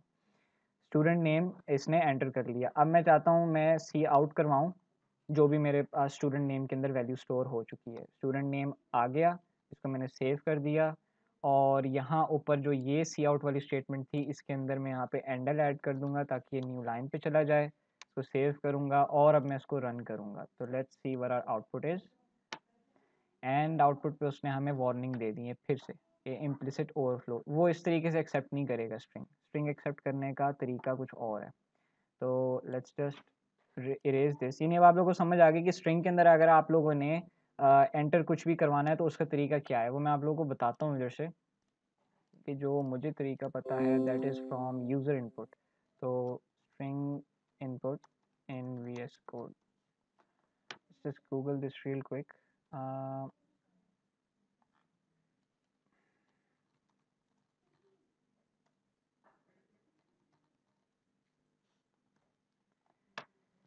User input string C++ strings character array, okay. तो हाँ, गेट लाइन का तो फंक्शन है, लेकिन अच्छा लेट्स ट्राई दिस। है तो ये फंक्शन यही, मुझे पता था ये फंक्शन यही वाला है, लेकिन इसके अंदर तरीका दूसरा था। जो मेरे पास था वो यूज़र से एक्सेप्ट करता था input. I have never tried giving this one before. तो लेट्स जस्ट ट्राई दिस। मैं यहाँ पर एक इसको जो ना अपना वेरिएबल का नाम ब्रैकेट के अंदर दे देता हूँ और मैं इसको यहाँ पे क्लोज कर देता हूँ। तो ये मुझे गेट लाइन के ऊपर जो है वो एरर दे रहा है। Let's try like this. अच्छा, अब ये चल पड़ा है, सी इन के साथ ये चल पड़ा है। ओके, जस्ट अ सेकेंड, अगर आप लोग थोड़ी देर वेट करें। और getline okay, syntax C++ program demonstrate getline function, और उसी तरीके से ही होगा। अच्छा, तो अनफॉर्चुनेटली स्ट्रिंग का जो इनपुट है वो इस तरीके से नहीं। किसी को यहाँ पे आइडिया है अगर हम स्ट्रिंग को विदाउट यूज़र इनपुट एंटर करना चाहें स्ट्रिंग के अंदर कोई डाटा, तो किस तरीके से होता है? किसी को भी यहाँ पे आइडिया हो? नहीं है, अच्छा, किसी को भी नहीं है क्योंकि कोई रिप्लाई नहीं आया। ओके, तो लेट मी जस्ट एक्सप्लेन कि यहाँ पे हुआ क्या है। मैं दोबारा इसको लिखता हूँ। मैंने यहाँ पर एक स्ट्रिंग डाटा टाइप के साथ एक वेरिएबल डिक्लेयर किया स्टूडेंट नेम। अब मैं चाहता हूँ स्टूडेंट नेम जो है मेरे पास, ये स्टूडेंट नेम, इसके अंदर मैं एक वैल्यू पास ऑन करवा दूँ। मैंने जब इसके अंदर वैल्यू देनी है, मैं क्या यूज़ करूँगा, मैं एक फंक्शन यूज़ करूँगा जिसका नाम है गेट लाइन। और गेट लाइन फंक्शन के साथ आप जब भी फंक्शन यूज़ करते हैं तो उसके साथ आप ब्रैकेट्स लगा देते हैं। जैसे ही ब्रैकेट्स लगाएंगे देखें इसका कलर बदल गया। अब फंक्शन जो है ना वो आर्ग्यूमेंट्स एक्सेप्ट करता है, वो 2 आर्ग्यूमेंट्स लेगा आपसे यहाँ पर। आप लोग इसको सिर्फ अभी इतना ही रखें, मैं आप लोगों को ज़्यादा एक्सप्लेन नहीं करूँगा। सिर्फ इतना रखें, जब भी स्ट्रिंग यूज़ करना है तब आपने इस तरीके से गेट लाइन लिखना है, 2 ब्रैकेट्स लगा देनी है, इसके अंदर आपने सी इन लिखना है, सी इन के बाद कॉमा डालना है, कॉमा के बाद आपने जो है ना यहाँ पे अपना ये जो वेरिएबल का नाम था ना वो लिख देना है यहाँ पर, स्टूडेंट नेम। ये मैंने यहाँ लिख दिया, इसको मैंने एंटर कर दिया। अभी देखें होगा क्या यहाँ पर। मैं अब इस प्रोग्राम को रन करने लगा हूँ। ओके, और मैं ऊपर वाले जितना भी प्रोग्राम है ना मैं इसको कमेंट आउट कर देता हूँ क्योंकि अभी हमें इसकी ज़रूरत नहीं है। मैं इसको कमेंट आउट कर दिया। I just run this part of the program. ये मैंने रन किया। Just see what's gonna happen here. अभी ना कुछ डिस्प्ले नहीं होगा मेरे पास, प्रोग्राम चल पड़ा है। मेरा इस वक्त एप्लीकेशन जो मेरा प्रोग्राम है एक्जी फाइल है वो एग्जीक्यूट हो चुकी है, लेकिन मुझे कुछ डिस्प्ले नहीं हो रहा। ये इस तरह से नहीं हो रहा क्योंकि वो अब मेरे से इनपुट मांग रहा है। जो कंप्यूटर है वो जो प्रोग्राम है वो मेरे से इनपुट मांग रहा है कि भाई इनपुट दो तुम। मैं यहाँ पे नाम देता हूँ TAHA, ताहा लिख के जैसे ही मैं एंटर करूँगा उसने मुझे दोबारा नीचे ताहा लिख दिया। अब यहाँ पे हुआ क्या है, कुछ हो सकता है शायद कोई लोग कंफ्यूज हों। तो हुआ क्या है, हमने डिक्लेयर करवाया था स्टूडेंट नाम के साथ स्टूडेंट नेम का एक स्ट्रिंग वेरिएबल, ठीक है, स्ट्रिंग डाटा टाइप का एक वेरिएबल। ये था खाली डब्बा मेमोरी के अंदर, सबको याद आ रहा होगा खाली डब्बा। ये ड्राई रन हो रहा है, ज़रा ध्यान दें। ड्राई रन एक वेरिएबल था, खाली डब्बा था एक मेमोरी के अंदर, और इसका नाम था स्टूडेंट नेम। हमने क्या किया, हमने गेट लाइन फंक्शन यूज़ किया जिसके अंदर हमने पहला आर्ग्यूमेंट पास करवाया सी इन, और दूसरा हमने अपना वेरिएबल नाम लिखा। ठीक है, वो क्या करेगा अब, उसके बाद हमने ना इसको आउटपुट करवा दिया। अब जब हमने इसको एग्जीक्यूट किया, उसने अगर देखा अच्छा स्टूडेंट नेम का एक बॉक्स बना हुआ है, उसके अंदर वो खाली है, भी कुछ नहीं है। और जैसे ही वो नेक्स्ट लाइन के ऊपर आया, उसने आगे देखा गेट लाइन का फंक्शन यूज़ हो रहा है, सी इन लिखा हुआ है, cin is use for input. अभी I will get to that. Cin हो रहा है और स्टूडेंट नेम के अंदर इनपुट करवाना है। अब वो वेट करेगा कि यूज़र इनपुट को दे, कुछ भी किसी भी किस्म का इनपुट दे। मैंने उसको जैसे ही इनपुट दे के एंटर करूँगा, वो नीचे आएगा, और जैसे ही मैं एंटर कर दूंगा, ये मैंने ताहा लिख के जैसे ही एंटर किया था, उसमें क्या होता है, ताहा उठ के जो है ना वो इस स्टूडेंट नेम बॉक्स के अंदर चला गया और वहाँ जाके स्टोर हो गया। नेक्स्ट लाइन पे आया, सी आउट करवाया उसने, सी आउट वेरिएबल नेम जो स्टूडेंट नेम का जो वेरिएबल था, उसने उसको जो है वो आगे प्रिंट करवा दिया। यही हुआ, इतना ही हुआ। मैं इसको दोबारा चलाता हूँ इसी प्रोग्राम को, ठीक है। और अब देखें कि स्ट्रिंग के अंदर ना एक काफ़ी बड़े साइज़ की आप इनपुट दे सकते हैं, और नंबर्स हों या वो लेटर्स हों, anything. I just give in random input and I just click enter. उसने मुझे एज इट इज़ आगे जो वो दे दिया। Is this clear? सबको क्लियर है? किसी को कोई मसला? सर गेट लाइन वाला दोबारा रिपीट कीजिए। गेट लाइन वाला दोबारा? अच्छा यार, इसमें कंफ्यूज नहीं होना, मैं अभी ये वाले प्रोग्राम करवाऊंगा भी नहीं आप लोगों से, ठीक है। Getline is actually a function. मैं आपको बता देता हूँ, थोड़ा सा एक्सप्लेन कर देता हूँ ताकि इजी हो जाए। गेट लाइन एक्चुअली है क्या? Getline is actually a built in function, ठीक है। और ये फंक्शन कहाँ एग्जिस्ट करता है? ये फंक्शन एग्जिस्ट कर रहा है, exist in the string dot H library, string library, ठीक है। मैं यहाँ पे लिख देता हूँ इसको, स्ट्रिंग लाइब्रेरी, ठीक है। अब फंक्शन बन गया। हमें स्ट्रिंग के अंदर इनपुट करवाने के लिए ये सिर्फ VS कोड और विजुअल स्टूडियो कोड के अंदर होता है। विजुअल स्टूडियो और VS कोड के अंदर होता है। ये डेव C++, टर्बो C++ वाले में नहीं होता। उसमें सिर्फ हम डायरेक्टली जो है उसको मैनिपुलेट कर सकते हैं स्ट्रिंग को। अब आई डोंट नो ये क्या इशू है, मैंने कभी इसके अंदर कभी इतना इसको गौर से नहीं पढ़ा। Getline is actually a function which exist in the library of string. हम जब गेट लाइन लिखेंगे, यहाँ पे आपने गेट लाइन लिखा, गेट लाइन यूं करके मैंने इस तरीके से लिख दिया, और उसके आगे मैंने ना 2 ब्रैकेट्स डाल दी। 2 ब्रैकेट्स के बाद मैंने क्या किया, मैंने इसको ना 2 चीज़ें देनी है। पहली चीज़ मैंने इसको क्या देनी है, सी इन, ये हमेशा सेम रहेगा, सी इन देनी है मैंने इसको, बस पहली जो चीज़ देनी है। और स्पेस कॉमा स्पेस के बाद मैंने इसको अपना वेरिएबल का नाम देना है जिसके अंदर मैंने अपनी उस वैल्यू को स्टोर करवाना है। तो एट दैट पॉइंट मेरे पास जो वेरिएबल का जो मेरा नाम था वो था स्टूडेंट नेम। ऐसा ही है, स्टूडेंट नेम था मेरे पास वेरिएबल का नाम, और मैंने यहाँ पर जो है टर्मिनेटर लगा दिया। यही वाला काम मैंने इधर VS कोड के ऊपर सेम किया था। तो उसने क्या किया, सी इन यूज़र से एक्सेप्ट किया, इनपुट जो भी आ रहा था उसको उठा के स्टूडेंट नेम के अंदर स्टोर करवाया, और नेक्स्ट लाइन के ऊपर आकर उसको प्रिंट करवा दिया, जो कि हमारे पास आगे सामने इन आउटपुट है। Is it clear now?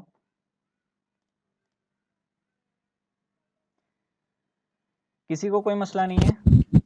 Yes sir, clear है। Okay, very nice. Okay, moving on. ये तो हो गया यार आपका स्ट्रिंग्स, ये आपके यहाँ पे डाटा टाइप्स जो हैं वो कंप्लीट हो गई हैं एक तरह से।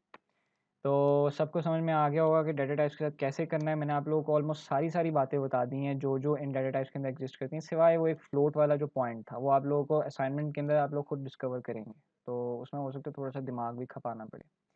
एंडल का समझ में आ गया सबको? हम ज़रा देखते हैं आज का एजेंडा हमारा कहाँ तक पहुँचा है। तो डाटा टाइप प्रोग्राम्स हमारे पूरे हो गए हैं। नेक्स्ट अब हम आ गए हैं कैलकुलेशन प्रोग्राम्स के ऊपर।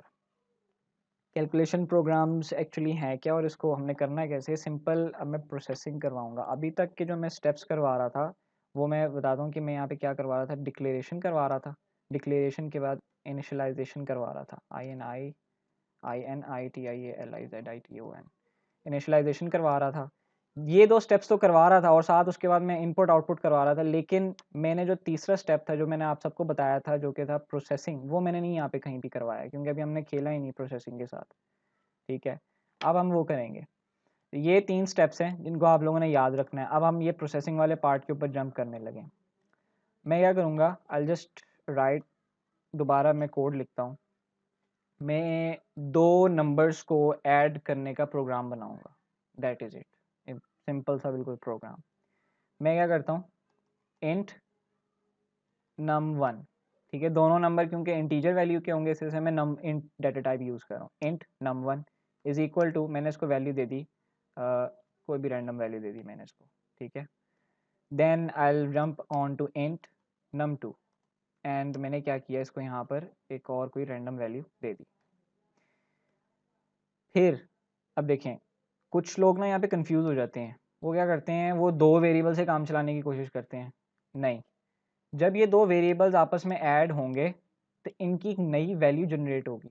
उस वैल्यू को कोई जगह चाहिए स्टोर होने के लिए।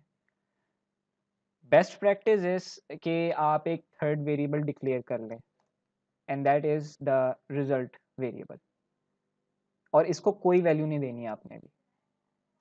That is it.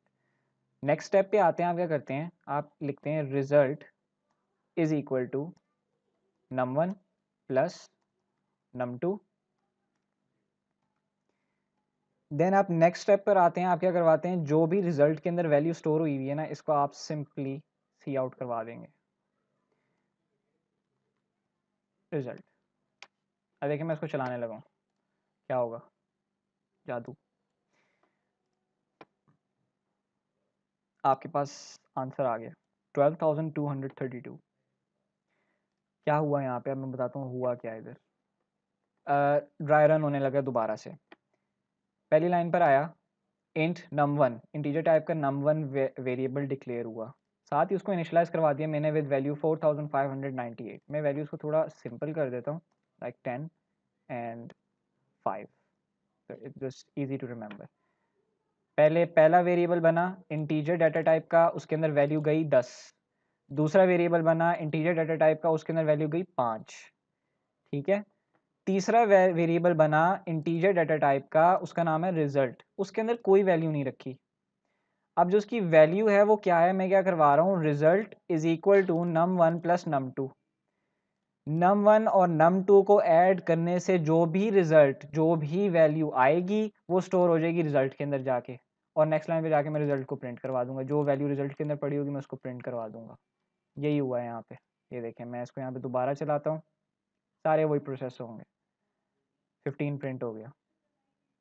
वो जो न्यू वैल्यू थी जो कि num1 प्लस num2 की थी वो 15 थी, उसको कोई जगह चाहिए थी रहने के लिए, मैनिपुलेट करने के लिए, हमें उसको रखना था कहीं पे। हमने उसको रिजल्ट के वेरिएबल के अंदर स्टोर करवा दिया और उसी को प्रिंट करवा दिया रिजल्ट को, तो हमारे पास रिजल्ट आ गया। Is it clear? किसी को कोई इशू? Yes sir, clear. कोई मसला किसी को भी? ओके, ये तो हो गया आपका सिंपल एक क्या कहते हैं इसको, एडिशन का एक प्रोग्राम। अब इसी तरीके से मैं क्या करता हूँ, मैं ना यहाँ पर एक और बनाता हूँ। मैं यहाँ पे करता हूँ result is equal to num1 minus num2। अब मैं माइनस करवा रहा हूँ। अब हमें दोनों वैल्यूज़ आ जानी चाहिए, ठीक है। हमें पॉजिटिव, हमें एडिशन की भी आ जाएगी और हमें सब्ट्रैक्शन की भी आ जाएगी। अब मैं इसको प्रिंट करवाता हूँ तो क्या होता है, देखिए आंसर क्या आया। ओके, मैंने गलती कर दी यहाँ पे, वेयर इज मिस्टेक, सारा तो सही है, जस्ट मोमेंट। अच्छा, 5 आया आंसर। ये क्या हुआ, ये 5 क्यों आ गया? ये को बताएगा 5 क्यों आया यहाँ पे आंसर? सर क्योंकि बाद में हम सब्ट्रैक्ट करवा रहे हैं, पहले ऐड करवा रहे थे तो उसके बाद उसकी रिप्लेस हो जाएगी वैल्यू रिजल्ट की। ज़बरदस्त, एग्जैक्टली यही आंसर है। तो क्या हो रहा है कि वही वैल्यू अपडेशन वाला यहाँ पे भी सिलसिला हो रहा है। अब अगर मैं चाहता हूँ कि मैं दोनों को यहाँ पर जो हूँ वो रखूँ, दोनों वैल्यूज़ को रखूँ, तो मैं यहाँ पे क्या करूँगा, मैं यहाँ पे ना एक और वेरिएबल डिक्लेयर कर दूँगा, वही इंट टाइप का, और मैं यहाँ पे रिज़ल्ट लिख के रिज़ल्ट 2 के नाम से इसको डिक्लेयर कर दूँगा, और रिज़ल्ट 2 को यहाँ पे ये वैल्यू दे दूँगा, और ये मुझे मैं यहाँ पे इसको ये वैल्यू दे दूँगा रिज़ल्ट 2 को num1 माइनस num2 की, और मैं यहाँ पे सी आउट रिज़ल्ट 2 भी प्रिंट करवा दूँगा। अब देखें, अब मेरे पास सब्ट्रैक्शन और एडिशन दोनों के रिजल्ट्स आ जाएंगे। ये 155 आ गया, वो इस तरह से क्योंकि 15 और 5 दोनों साथ लिखे हुए आ गए। What will do here is, यहाँ पर हम, अरे यार यहाँ नहीं, यहाँ पे हम एंडल लिख देंगे।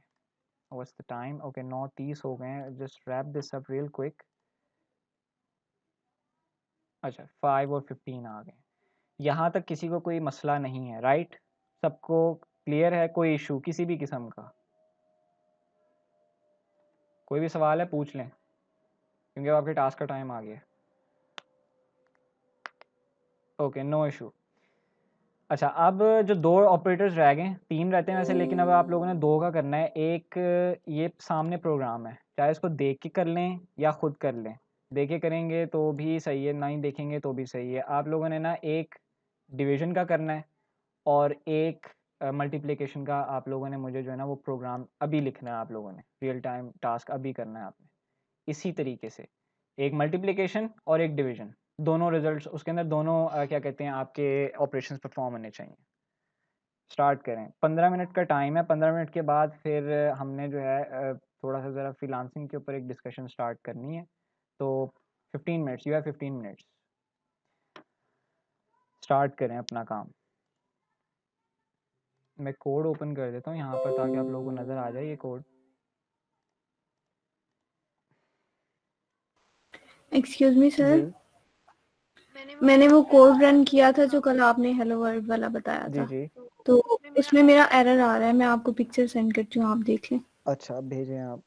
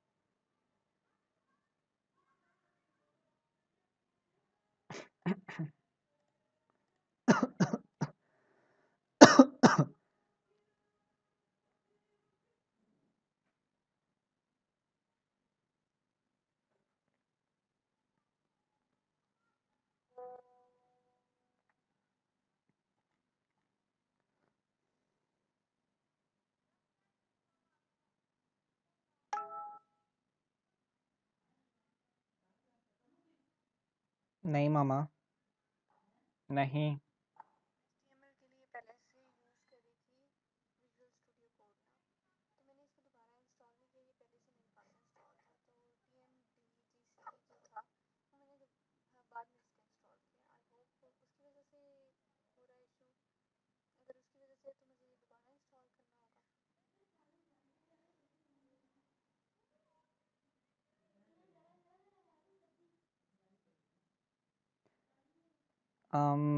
आई थिंक सो कि इसको आपको जो है ना एक दफ़ा वी एस कोड को निकाल के, और जो आपने वो किया हुआ है, वैसे होना नहीं चाहिए, अगर आपने टी डी एम जी सी सी कर लिया था तो ये इशू होना नहीं चाहिए आपको। आपने लैपटॉप या पीसी अपना रीस्टार्ट किया एक दफ़ा, ट्राई दैट, मे बी उससे हल हो जाए। अगर तो टी डी एम जी सी सी कर लिया था इंस्टॉल, देन तो ये इशू रिजॉल्व होना चाहिए, वरना यहाँ पे एरर यही आ रहा है कि जी प्लस प्लस यानी आपका पीछे जो है वो बैकएंड पे कंपाइलर नहीं है। तो मेरे ख़्याल से अब आप रीस्टार्ट करें। अगर पीसी रीस्टार्ट करने के बाद भी नहीं चलता तो दोनों चीज़ें डिलीट करें, वीएस कोड भी और आपका जो टीडीएम जीसीसी है उसको भी। दोनों चीज़ों को डिलीट करने के बाद गाइड को फॉलो करें। गाइड को फॉलो, वो जो ट्यूटोरियल है, पहले टीडीएम जीसीसी इंस्टॉल करना है, उसके बाद वीएस कोड इंस्टॉल करना है। एंड देन आपको वो VS कोड की कुछ एक्सटेंशंस भी इंस्टॉल करनी है।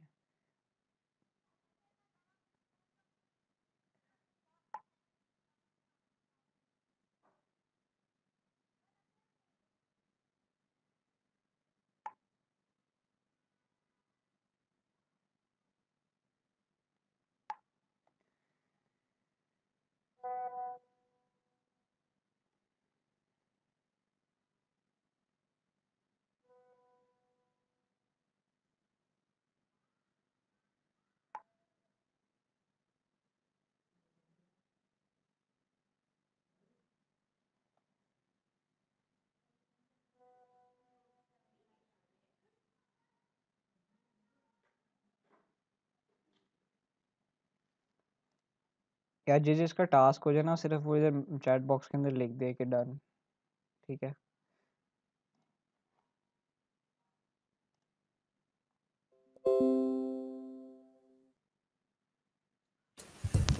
सर टास्क है क्या और कहाँ पे आई यार ये टास्क मैंने टास्क? अभी तो आपको बताया है कि जिस तरीके से अभी मैंने आपको स्क्रीन शेयर हो रही मेरी कि नहीं हो रही?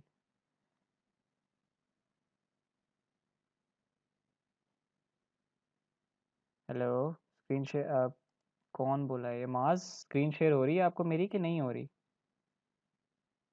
आई एम प्रेजेंटिंग यार, अब स्क्रीन तो शेयर हो रही होगी। आपका शायद नेट का इशू है। टास्क ये है कि जो जिस तरीके से मैंने यहाँ पे एक एडिशन करवाई है और एक सब्ट्रैक्शन करवाई है, इसी तरीके से आप लोगों ने एक मल्टीप्लिकेशन करवाना है किसी भी दो वैल्यूज़ का रैंडम, और एक डिवीजन करवानी है, एक मल्टीप्लिकेशन और एक division.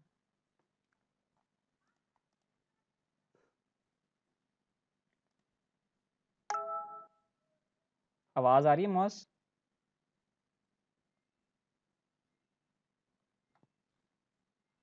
Hello. No sir, sir cut lag कर रही है आपकी आवाज़ ना बहुत ज़्यादा। अच्छा, अब सही हुई? जी सर अब बेहतर है। यार टास्क ये है कि जो प्रोग्राम आपको स्क्रीन पर नज़र आ रहा है यहाँ पर, इसी तरीके से आपने भी प्रोग्राम करना है, लिखना है, और जी आपने एक मल्टीप्लिकेशन का ऑपरेशन करवाना है और एक डिवीजन का ऑपरेशन करवाना है, और उसका आउटपुट देखना है कि उसका आउटपुट बिल्कुल सही आना चाहिए। रन भी करना है उसको। सर मुझे जो स्क्रीन शेयर हो रही है उसमें आपने नोटपैड ओपन किया हुआ है कमेंटिंग का ना? आप अभी तक वहीं हैं यार, मैं तो इधर अपनी स्क्रीन के ऊपर VS कोड खोला हुआ है। रुके, मुझे दोबारा इसको ओपन अप करने दें। यार आप सबको यही शो हो रहा था?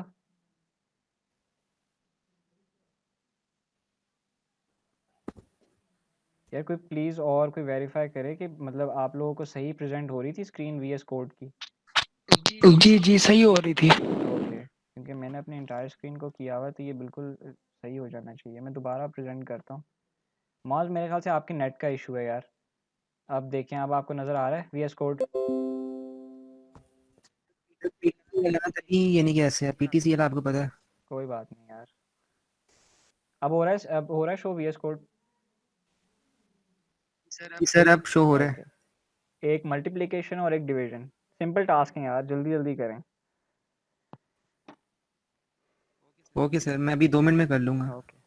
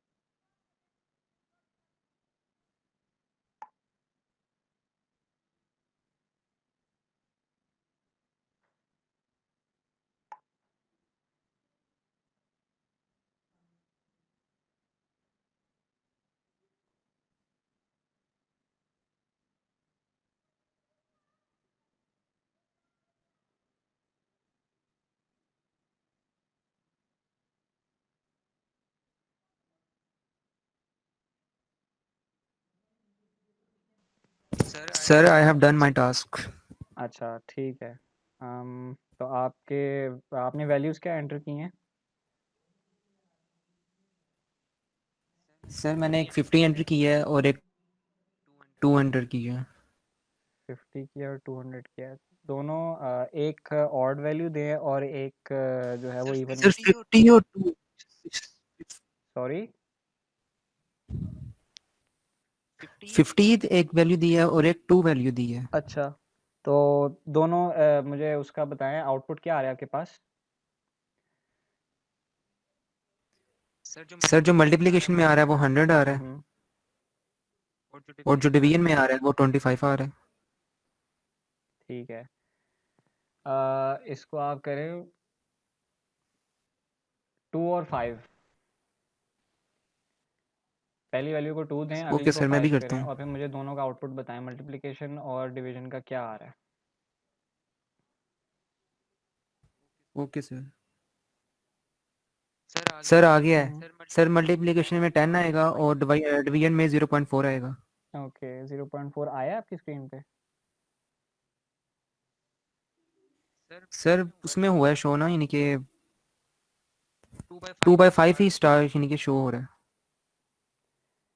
अच्छा, मुझे ये बताओ कि आपने जो रिजल्ट 2 का जो डाटा टाइप है वो क्या रखी है?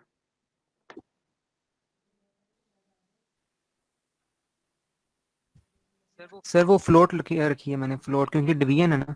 ज़बरदस्त, आपको समझ में आ गया। देखें अब बाकियों को आता है कि नहीं आता। बिकॉज अगर इंटीजर में हम रखें ना, इंटीजर में पॉइंट वैल्यू नहीं आएगी, हम फ्लोट में रखेंगे इसको। Exactly, very nice. यही था यार, सर ये आप ही की बदौलत है सर। सिनेरियोज इसी तरीके से हैंडल होंगे। अभी तो फिर हम डिज़ाइन टाइम बना रहे हैं प्रोग्राम्स। आप लोग इमेजिन करेंगे यस जब सर। किस तरीके से इतने बड़े बड़े प्रोग्राम्स बनते हैं, ऐसे ऐसे पंगे करने वाले लोग होते हैं, स्पेशली हमारी पाकिस्तानी अवाम।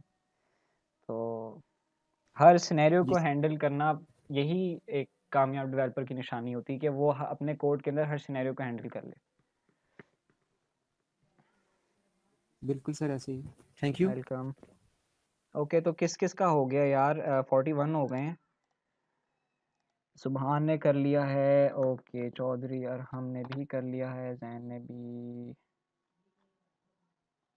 ओके, तो सबके आंसर ठीक आ रहे हैं? Yes yes sir, yes sir, yes sir. Okay, बहुत अच्छी बात है। ठीक है, Yasir Mazhar has left the meeting. अच्छा जी, I am having issues. Usman mike unmute करके बताएं, चैट बॉक्स में बता दें यार क्या इशू है। बल्कि एक काम करें, आपका जो भी इशू है वो हम अभी लेक्चर के बाद एड्रेस करेंगे। आपने लीव नहीं करनी मीटिंग, ठीक है? तो let's move on with the lecture. आप लोगों में से जितना जितना भी कर लिया है, ये मैं टास्क का टाइम दूंगा, 2 घंटे तक आपके पास टाइम होगा। आपने गिटहब के ऊपर जिस तरीके से मैंने बताया है, हर बंदे ने अपलोड करना है। चाहे ये बहुत सिंपल है, लेकिन अपलोड लाजमी करना है वहाँ पर रिपोजिटरी में।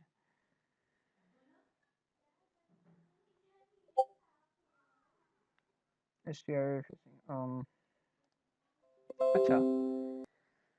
ठीक है, हम आगे चलें फिर।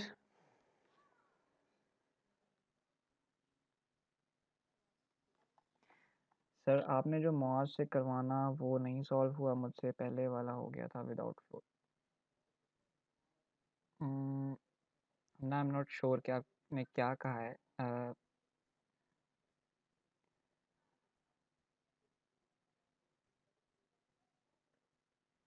माइक अनम्यूट करके बताएंगी प्लीज़, अगर कोई मसला नहीं है। सर जो आपने मॉस से करवाया था अभी, वो 2 वैल्यू जो फ्लॉट में वैल्यू आई थी वो नहीं हो रही।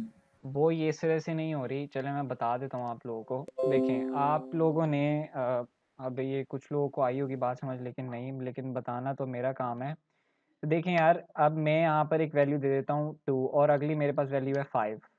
यहाँ पर एक जगह पे मैं मल्टीप्लिकेशन करवा देता हूँ, दैट इज़ फाइन। और अगले पे मैं जब यहाँ पे डिवीजन करवाऊंगा ना, यहाँ पे मुझे हो जाएगा मसला। वो मसला क्या होगा? Let's see the results over here. सबको मेरी स्क्रीन विजिबल है राइट? वीएस कोड खुला हुआ है सबके पास? Yes sir. ओके, तो ये देखें, अब हमारे पास आउटपुट जो आया है वो 10 और 0 आया। वो क्यों आया? क्योंकि जिस उसके अंदर, जिस वेरिएबल के अंदर आप डिवीजन का आंसर स्टोर करवा रहे हैं, वो वेरिएबल इंट टाइप का है। वो क्या करेगा, वो पॉइंट के आगे, पॉइंट और पॉइंट के आगे जो भी वैल्यू होगी उसको इग्नोर कर देगा, वो उसको लाएगा ही नहीं अपने पास।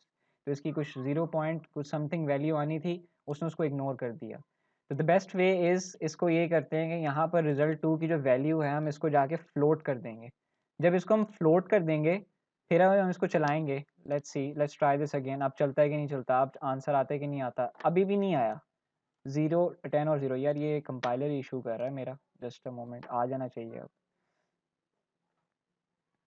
10 और 0। अच्छा, result 2 is float and issue क्या है।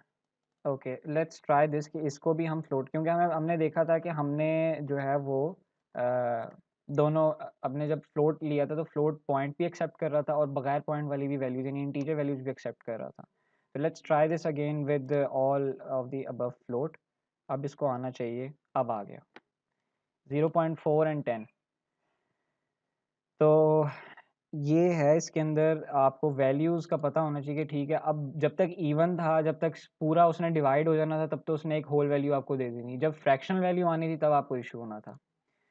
तो अब क्लियर है हमने आपको, आपका आई थिंक सो मेरा सवाल आंसर कर दिया। Is it clear? Sir clear हो गया। आप ये बता दें कि डिवीजन में हमेशा फ्लोट ही यूज किया जाएगा फिर? हाँ जी, फ्लोट ही यूज़ करना है आपने। चलिए, थैंक यू। Okay welcome. ठीक है, तो दैट इज़ इट। हम आज का देख लेते हैं एजेंडा कितना हो गया। कोड कमेंटिंग भी बता दिया, क्लीन कोड भी बता दिया, डीलिंग विद एरर्स भी हो गया, कैलकुलेशन के हमारे बेसिक प्रोग्राम्स भी हो गए हैं। आप लोगों को सबको समझ आ गया किस तरीके से वेरिएबल्स को हैंडल करना है।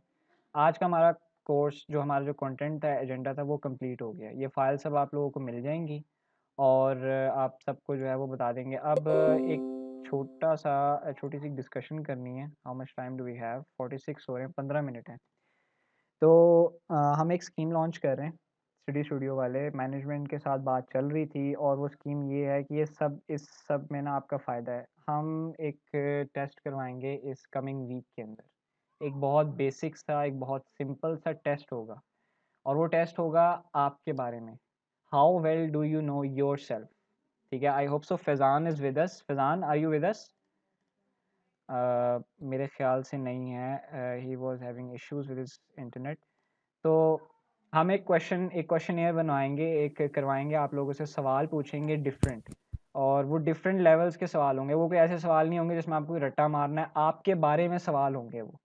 वी हैव टू, अब हम आपको जानना चाहते हैं ताकि हमें पता लगे कि किस किस्म के आप लोगों के स्किल्स हैं। इन टेस्ट के अंदर आप लोगों की इंग्लिश टेस्ट की जाएगी, आप लोगों के कम्युनिकेशन स्किल्स टेस्ट किए जाएंगे और आप लोग किस लेवल की थिंकिंग रखते हैं वो सब चीज़ें टेस्ट की जाएंगी। उस टेस्ट की बेस के ऊपर जो 15 टॉप स्टूडेंट्स उस टेस्ट के अंदर से हम लोग शॉर्ट लिस्ट करेंगे, उन लोगों को, वैसे तो 45 टू 46 की स्ट्रेंथ होती है, लेकिन आज कम है बच्चे। हम 15 बच्चे उनमें से चुनेंगे जो कि टॉप के होंगे, या 15, या हो सकता है 15 से ज़्यादा जो कि हमें बहुत अच्छे लगेंगे। उन 15 या 20 स्टूडेंट्स का हम लोग फ्रीलांसिंग अकाउंट सेटअप करवाएंगे। ठीक है, और उसमें ये होगा कि फ्रीलांस ट्रेनिंग आप सबको ही दी जाएगी। ऐसा नहीं है कि आप दूसरों को छोड़ दिया जाएगा, नहीं। लेकिन इन लोगों की जो फ्रीलांस जो सिलेक्ट हो जाएंगे इसके अंदर, इन लोगों की फ्रीलांस ट्रेनिंग जो है वो अभी से ही हम स्टार्ट कर देंगे। एक एक्स्ट्रा क्लास हुआ करेगी वीक के अंदर। ठीक है, हम उसको डिसाइड करेंगे, अभी मैनेजमेंट के साथ वो डिस्कस नहीं हुआ है। और उसमें ये होगा कि हम आपको सिखाएंगे किस तरीके से आप लोगों ने फ्रीलांसिंग अकाउंट सेटअप करने हैं, किस तरीके से उसको आगे क्लाइंट को ग्रैब करना है, बिडिंग कैसे करनी है, गिग्स कैसे बनानी है, different types of market places, अपना पोर्टफोलियो कैसे बिल्ड करना है, क्लाइंट को अट्रैक्ट कैसे करना है, रिव्यूज़ कैसे लेने हैं, क्लाइंट से बात कैसे करनी है। ये सारा काम हमने आप लोगों से करवाना है। तो होपफुली डे भी अनाउंस हो जाएगा कब आप लोगों को क्वेश्चनियर मिलेगा, वो कब आप लोगों को लिंक आएगा, गूगल फॉर्म का ही होगा, आप लोगों ने उसको फिलअप करना है। ट्राई टू यूज़, जितनी आप अपने बारे में अच्छे से बताएंगे हमें उतना अच्छा लगेगा। एक क्वेश्चनियर होगा, उसके बाद आप लोगों की एक 60 सेकंड की इंट्रोडक्शन वीडियो होगी जिसमें आप लोगों ने ये बताना है कि आपका नाम क्या है, from where do you belong, आपकी एजुकेशन क्या है और आप इस वक्त क्या कर रहे हैं। If you are in the IT industry या आप कोई भी काम कर रहे हैं, वो आप लोगों ने बता देना। उसमें बस एक 60 सेकंड की वीडियो होगी, वो 60 से कम भी हो सकती है, नॉट शॉर्टर देन 30 सेकंड्स। सब डिटेल्स आप लोगों को मिल जाएंगी। टॉप 15 स्टूडेंट्स को हम लोग फ्रीलांसिंग की ट्रेनिंग वीक के अंदर फिर देना शुरू कर देंगे अलहदा से। बाकी जो सिलेक्ट नहीं होंगे स्टूडेंट्स उन लोगों के लिए कि उन लोगों के लिए एंड की क्लासेस रखी जाएंगी जिसके अंदर फ्रीलांस सेशंस होंगे। आप लोगों को बताया जाएगा किस तरीके से आपने फ्रीलांसिंग स्टार्ट करनी है, क्या क्या फील्ड्स हैं डिफरेंट जिनके अंदर क्लाइंट ज़्यादा अट्रैक्ट होते हैं, किस तरीके से क्लाइंट को लेकर आना है, वो सब आप लोगों को फिर बाद में करवाया जाएगा। लेकिन ये 15 to 20 स्टूडेंट्स हमारे स्टूडियो के चैम्पियंस होंगे, इन लोगों को सर्टिफिकेट भी दिया जाएगा एक अलग। यही बात मैंने आप लोगों से शेयर करनी थी। किसी को कोई एतराज़ या कोई सजेशन है तो वो आप बोल सकते हैं। टाइम ऑलमोस्ट एंड होने वाला है, इट्स 9:49। किसी का कोई भी सवाल आज के लेक्चर के हवाले से या ये जो हमने एक इनिशिएटिव स्टार्ट करना है इसके हवाले से?